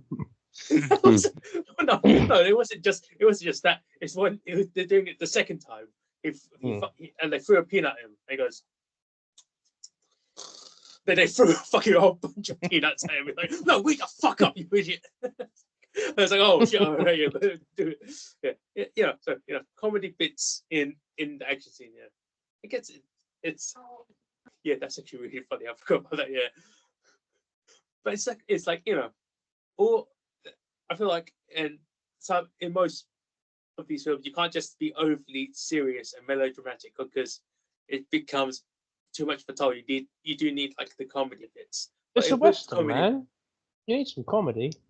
Yeah, I mean, like it's kind of like in Magnificent Seven when the guy was like flirting with the girl, and it's just like, oh damn, they're swinging and miss, or where they're throwing knives at each other's and all that shit. It's there's so many comedy bits in there, and it's like it's good, but it's just like it's how it goes. The favorite scene of mine is the war. It is a somewhat melodramatic bit. It's definitely where they're like, where they like, it's where they hit the cafe or the diner essentially, and they're talking. He goes. These men is like, these men were they important? Yeah, we killed them, and it's like, for vengeance. And there's like a pause, and it's like, what is vengeance? And it's like, we did the whole melodramatic part is like, we've done all of this, and you don't remember what the fucking point was. And it's like, that's like, what was the point of everything, right? They could have like stole his money, killed him, and it would have been like, oh, it would have been easier to him, right? But it's like, yeah, it forgot completely about it. Then afterwards, they go back to the beach scene, and they have that conversation of like, does does he actually like even have like vengeance if he can't remember anything about it? Does he have like that hatred or like anger or anything about it if he doesn't remember? And it's like, I mean, do you think he wants to remember? I don't think people want to remember like anger and hatred and vengeance, right? But it's like, oh no, it's like it was supposed to be very like melodramatic. I like that because it was a more of a. It wasn't in English. I feel like that's probably why the acting was a bit better because they didn't need to translate it in their brain, and maybe that was probably a good reason. But like, it was a very calm. It was one of the more calmer moments in the comedy action film that this was, and that's fine. I think it was quite nice that it was a bit of like just a simple bit of talking. It was quite cool. That was my favorite scene. I found the question of what is vengeance? I was like, that's a little bit too far. I feel like if he went, what do I want vengeance for? Be like, okay, but like, yeah. So to ask, what is vengeance? I'm like, okay, hang on a minute. How far is this memory loss going? Like, are we forgetting like actual concepts, or are we forgetting life events? But on that, I want to ask a question before saying my favorite scene. Do we find out? I feel like I missed a lot of things, but do we find out why the George Fung wanted to? Because the son-in-law is an auditor, but he used to do the backhand, like under the table dealings with him. But unfortunately, he wanted to get out of the business, and he was like, "No, I might have to go to the police." And afterwards, he was like, "Don't go to the police. Don't be an arsehole." I was like, "Yeah," but he went to the police, so he had to kill him. Oh, that's it. Where he said, "Oh, he blah blah," tried to put me to the police. Yeah. Fair enough. Yeah. Cool. Thank you. Because I picked up that the son-in-law was an auditor. I was like, if it's for an upcoming audit, this doesn't help you. Oh no. Yeah, because he was essentially a dodgy accountant. Essentially, is the best way to explain it. Yeah, it's like, because you want your taxes to disappear? I can do that for you. Essentially, that's what it was. Yeah, that makes sense. Yeah, cool. My favorite scene is, or probably moment, is when when Big Mama finds out like her best friends are dead, kind of thing. And I was like, that's some that's some good acting in this film. And I was I was like, I was pleasantly surprised and like, oh, that was good. I liked your acting. That was nice. Without making it sound weird, you just liked the woman crying. Well, I mean, like, that's not me trying to make it sound weird, but it did. That's how it sounded like in my ears. So I was like, wait. So I feel like, because you don't. The reason why I say it, Emmanuel, is because you see her crying for a little bit, and that's very believable. But again, the shot isn't like, it doesn't stay on her for a long time, and it cuts back to Jodie Halliday going, just talking to the little girl. Goes, sorry, who are they? Oh, they were your friends. You know what is? You're right. The acting is probably great, but it got completely destroyed for me because of the little girl going, they were your friends. They were your best friends, and it just like, all right, it just removed all like emotional ties for me. And I was like, all right, yeah, you're all right. The acting was probably great. It just like instantly went, oh, can't concentrate on that anymore. It's just like, It is, yeah, exactly. It. That's why I said moment and not scene, because even yeah, okay, like go, when Juju. even another moment when she's in the car afterwards and she's saying thank you, like genuinely thank you, and it feels pretty decently genuine, but obviously she's next to John Halliday, and I'm just like, I mean, I don't know if it's out of proportion, but it's like it seems even more obvious when you see the different acting like abilities. But anyway, in terms of things, as other things to kind of note, um, the hallucinating, I'm just gonna say hallucinating scene that Rob mentioned when all the dead, questionably dead, just people, whatever, come up and like come towards him in a vision. That will stick in your head, I guess. Um, the trying to think. Oh, the whole scene where he's just chasing Holiday's chasing Fung at the end and trying to kill him. It's just I don't know. It's something That's, else. that was hilarious. Essentially, he picked up the coat, had to go. Wait a second. Oh wait, no, you're not the right coat. Afterwards, he shot him in the neck, and he's like, "Are you Josh Fung?" And he's like, one last fuck you, and it's like, and he shoots him in the leg, and it's like, okay, put on the fucking coat. I'm like, check out the bullet holes. Yeah, you are Josh Fung. Then he shoots him. It's something incredibly silly about that, But but the it's way he sets incredibly him off, entertaining. the way he sets him off, he's like, "This is your coat." I'm just like, what the crap? Who thought this line was good? It was fun for me. It was fun. It was funny and entertaining. So I feel like I'll definitely give it a pass because it was funny and entertaining. So it's like, no. Was I very, just, huh? it was just silly. Yeah, that's what made it entertaining. I just wish the film was done more like I shoot in terms of actually in a more comedic way, because I would have had a great time the whole time.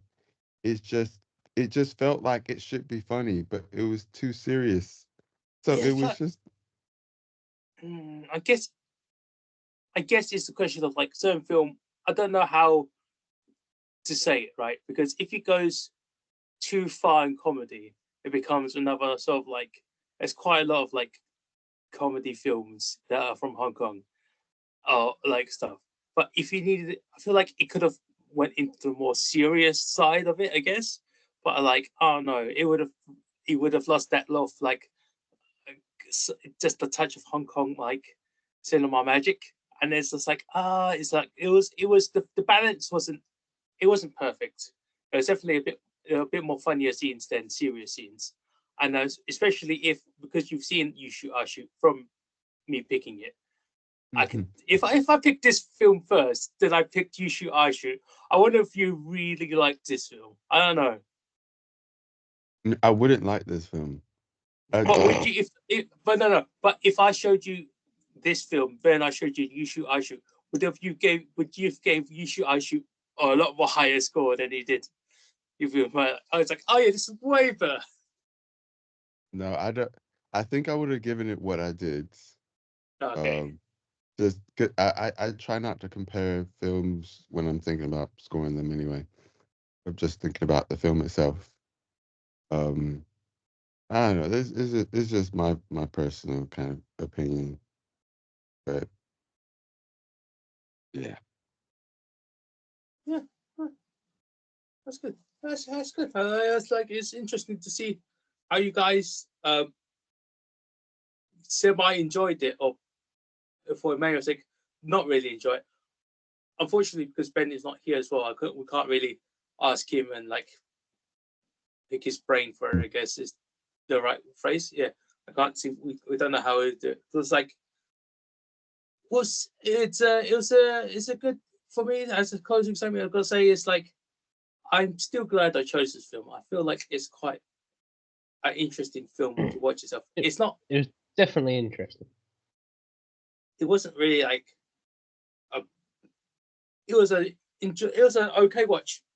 It wasn't too bad. It went. It wasn't a film that was like, I could have done. It could have been much worse, essentially. But it's like it's good. It's good. And I mean, like it's fresh. And the fact that it's still won awards at Cannes is all I can. Is still the only thing I really care about. That just question Cannes so much. Yeah, that's what. Yeah, that's it. Like, I'm sure there must have been better things at Cannes, unless You'd hope Yeah, so. but like, but like that's what I'm saying. It's polishing your own dick again. It's the same question that I had to make. Same statement I had just made. Yeah. I'm just checking what other films were at Cannes that year because I'm actually really curious now. Oh, interesting. That was the year that Up was at Cannes. It's also the year that Antichrist was at Cannes. Fuck me. Oh man, Pat didn't really like move fluidly for me. He was like looking that way and then it cut and he was like. This is really interesting actually. So it's the same year as Up, Antichrist, Inglourious Bastards, Dogtooth, Eyes Wide Open, Mother. Yeah. Award. I'm sorry, but there was a lot of great competition. Yeah, that's. I mean, I didn't realize Inglourious Bastards was there as well, so that's the whole thing in itself. So coincidence, mate. A coincidence, say, Alec. It's like, Inglourious Bastards doing this, yeah. Okay, cool. But I know that it won some. I remember it won some award, which was the point. What I'm trying to make is like, yeah, if this is what it went up against, and it still won awards, I'm just saying. Can't Did trust the Cannes. Antichrist win? Yeah. I guess no. It's more a question of like, what did Antichrist win awards for, if it did win any? I'm just looking at the awards now. No, it didn't win so anything. Antichrist won Best Actress for Charlotte Gainsbourg. Inglourious Bastards won Best Actor for Christoph Waltz. The Palme d'Or that year, which is Best Film, was The White Ribbon. Not the white and red ribbon like the England one, right? That bloody woke ribbon with pink in it. Oh, I think my ear's bleeding. Oh no, it's just. Oh. Is it? Oh, no, it's fine. Yeah, just come out with stuff like that. That's fine. So, there's a film that won something called No One Knows About Persian Cats. I don't. Yeah, I don't know about Persian Cats yet.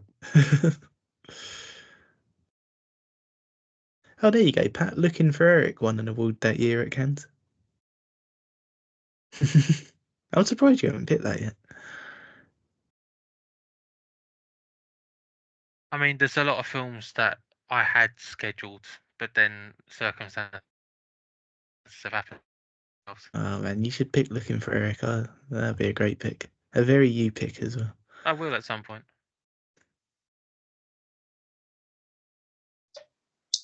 Well, I guess a question is now: do you guys have any more closing statements? I think, or we've wrapped up and just checking out the Cannes Film Awards.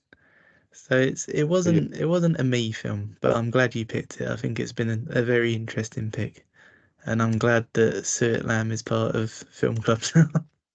Nice. I'm also glad you picked it. The plot's absolutely fucking broken. I think it's funny the way they kind of just mix in John Halliday wandering into the plot with and then back out of Character. it without and then realizing he's done it. Then they mix it in with characters going like, "We need to find out who did this," and then they go, "Hey, Armorer Man, do you know who did this?" And he goes, "They've got a restaurant on Seafood Street over in this town." And they go, "We'll go there then." And then they go over there and they find a bloke with a fucked up ear. And then after literally about 2 seconds, they come back in and go, "It was them." I was like, "Cool." I guess they didn't really explain how big that fucking pier is. I guess it's a very. It's just funny that they literally just see the bloke with the fucked up ear, and then like basically the next shot is them getting in the car and go, "Yeah, it was them, all right." I was just like, "Oh right, yeah, okay, yeah." I imagine there was stuff in between, but I think it's just the delivery of it. I just think it's hilarious. And what was this, Simon?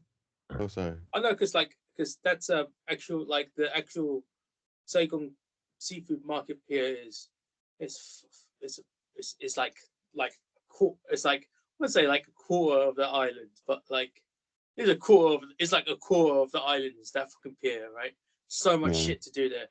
There's so much shit to do. Like if like this is like Saigon is like a very multicultural part of like Hong Kong, right?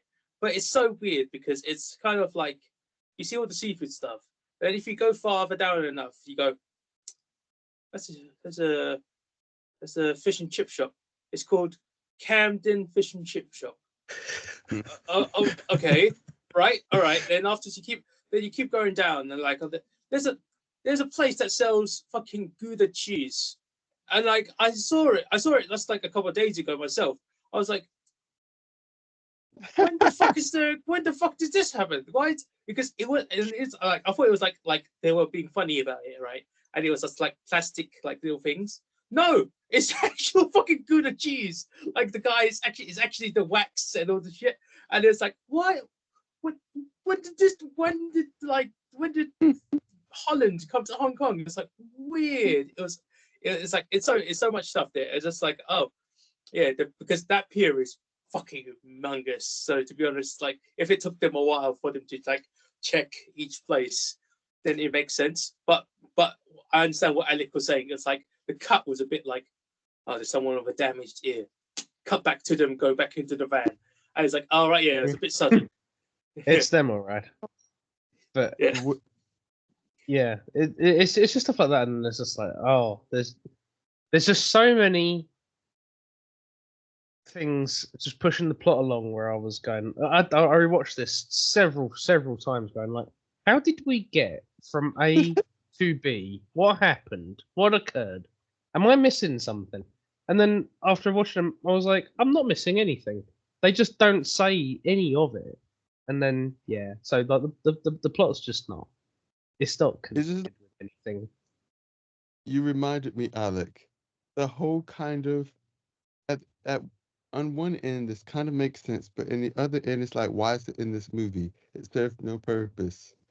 When he apparently leaves his hotel, whatever, and then he's going down like basically an escorts alley, whatever. Like I don't know how it is. It reminds me of places in Japan, but he's just going to the place with lots of escorts, and then asking random guy, okay, no, asking lots of random lady, oh, do you know, no, and then just talking to him, and then he just decides to go back to the hotel, and then he bumps into all those people, and I'm just like, wait, all that led up to the, what was the point of, did you know what? I think that was supposed to be like his like investigation part of the. Oh, he's trying to like be like he's trying to be an investigator or like trying to do it, but unfortunately because he's got memory loss and he's a white guy in Macau, where he goes down to the streets and like he meets the girls who are from the streets as well. It's kind of like that's a very unfortunate part. It's the reason why I make the joke about Rob or Yeah, no, it's usually Rob. If we took Rob down to like Hong Kong or Macau, he'll be very, very popular with the ladies. It's just a thing that we just like, yeah, we just need him in a suit. All the ladies will be like rushing over to him. Well, You need they'll me. think he's Buddha. No, they think he's probably a very eccentric, rich millionaire. Is what it is. Like you just need him in a. He can be in very casual. You could be in super casual clothes, but you'd need myself and Emmanuel in a suit and some glasses just to follow him. Just like be next to him. All the girls would be after him. It's just to be hilarious. That's what I just want to see that as a shot. It'll be like awesome. Well, anyways, I digress. Well, it sounds like we need to do that. We'll have to ask Rachel to be on board first. So it's just like get up to no, that's fine. We'll tell her about it afterwards. She'll think it'd be really funny. I don't know which Rachel you know. She'll go, oh, you guys getting into little japes. Okay. That's what she'll say. Okay. But did you guys have any like other like closing statements before we wrap up into? It was very silly. It was a very silly thing, and I don't think badly of it. It was all right. Wouldn't recommend it. But it was my screen's arranged us so it looks like Alex laying on Pat's lap.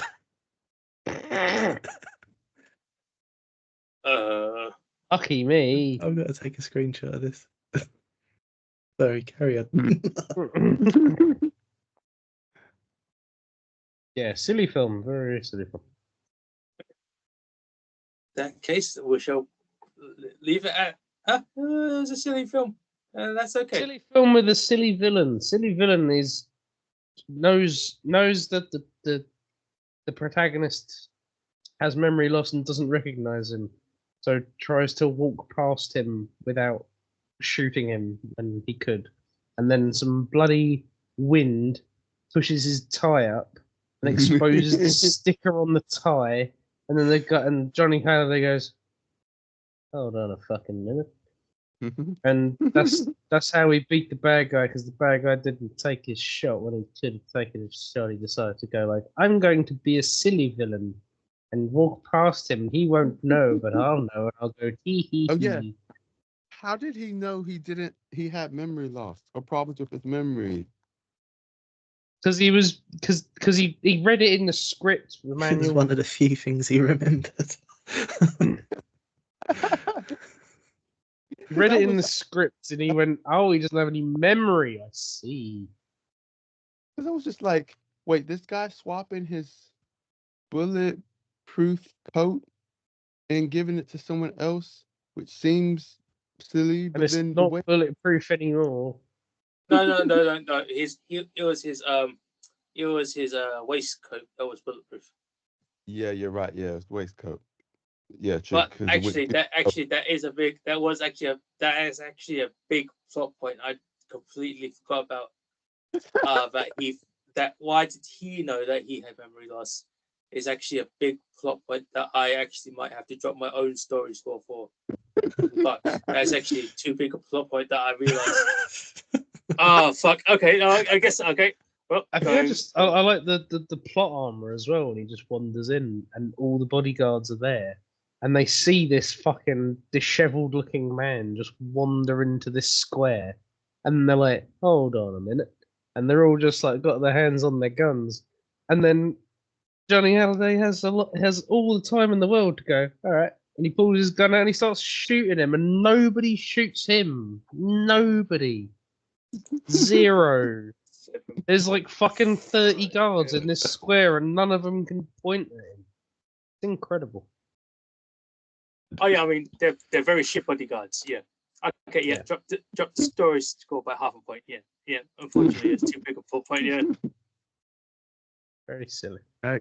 I thought the thing is like when he first put the gun behind his back, I thought he was gonna do a whole kind of like get slightly closer, say I give up.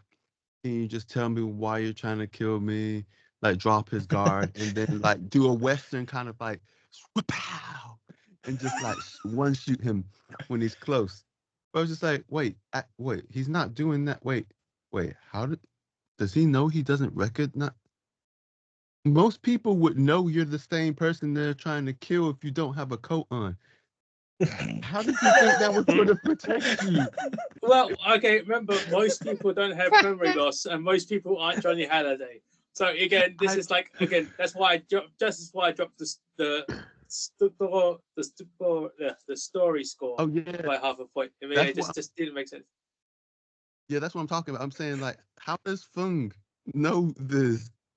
Yeah, it does Oh, make wait. sense. Yeah, it actually does make sense. Yeah, I just completely forgot about that as a point. Anyway, Yeah. Anyway, yeah, but generally speaking, it's yeah.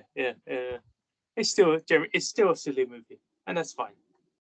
So Silly movies are.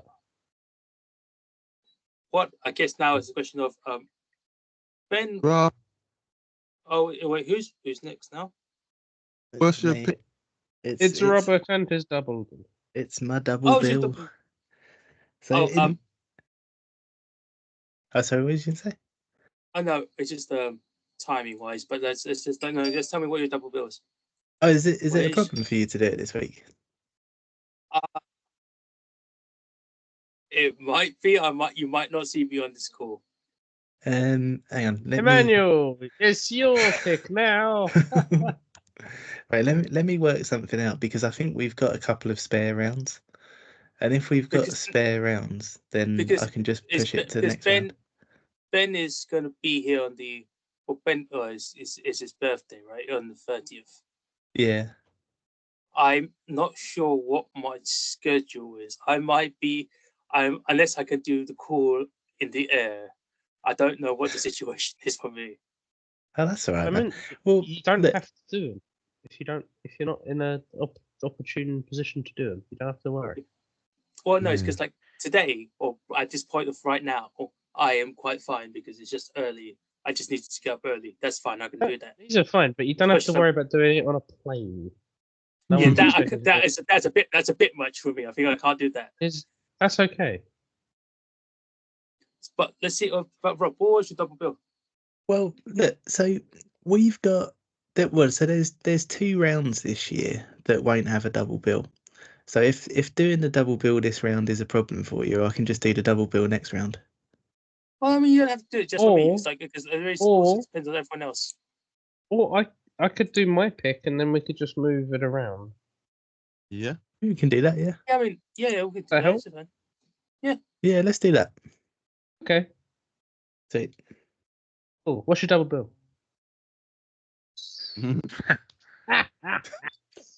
I nearly went. Oh, it's Alec, what's your pick? My double bill? No, it's not a double bill. It's just a normal film. My film is The Northman. It's on Amazon for free. Oh, right, yeah. If you're on Fuck's Prime. sake, Alec. No. Stop picking Suck films I my like. balls. Oh, sorry. Okay. Stop. What? I need revenge. And No, you're no, not we giving just me had the vengeance. chance. You've just had vengeance. Yeah, we just had vengeance. You can't get revenge and after you get Yeah. vengeance. Doesn't make sense. Can't have revenge and vengeance. Yeah. So, The Northman is one of those films I saw all the adverts at the what's the name of that cinema that's on Shaftesbury Avenue? The And Curzon? I can't remember how it's pronounced. Curzon. Yeah, I saw all the adverts. It looks so interesting. Just never had time to watch it. Then I completely forgot about it. Okay, so it gives me a chance to watch it on Amazon. Nice. That also completes completes Robert Eggers' filmography in Film Club. I wanted to say it. I want to say it. I gave you so much opportunity to say it. I said that so slow. You snooze, you lose, bitch. Yeah, but gotta get the negativity out.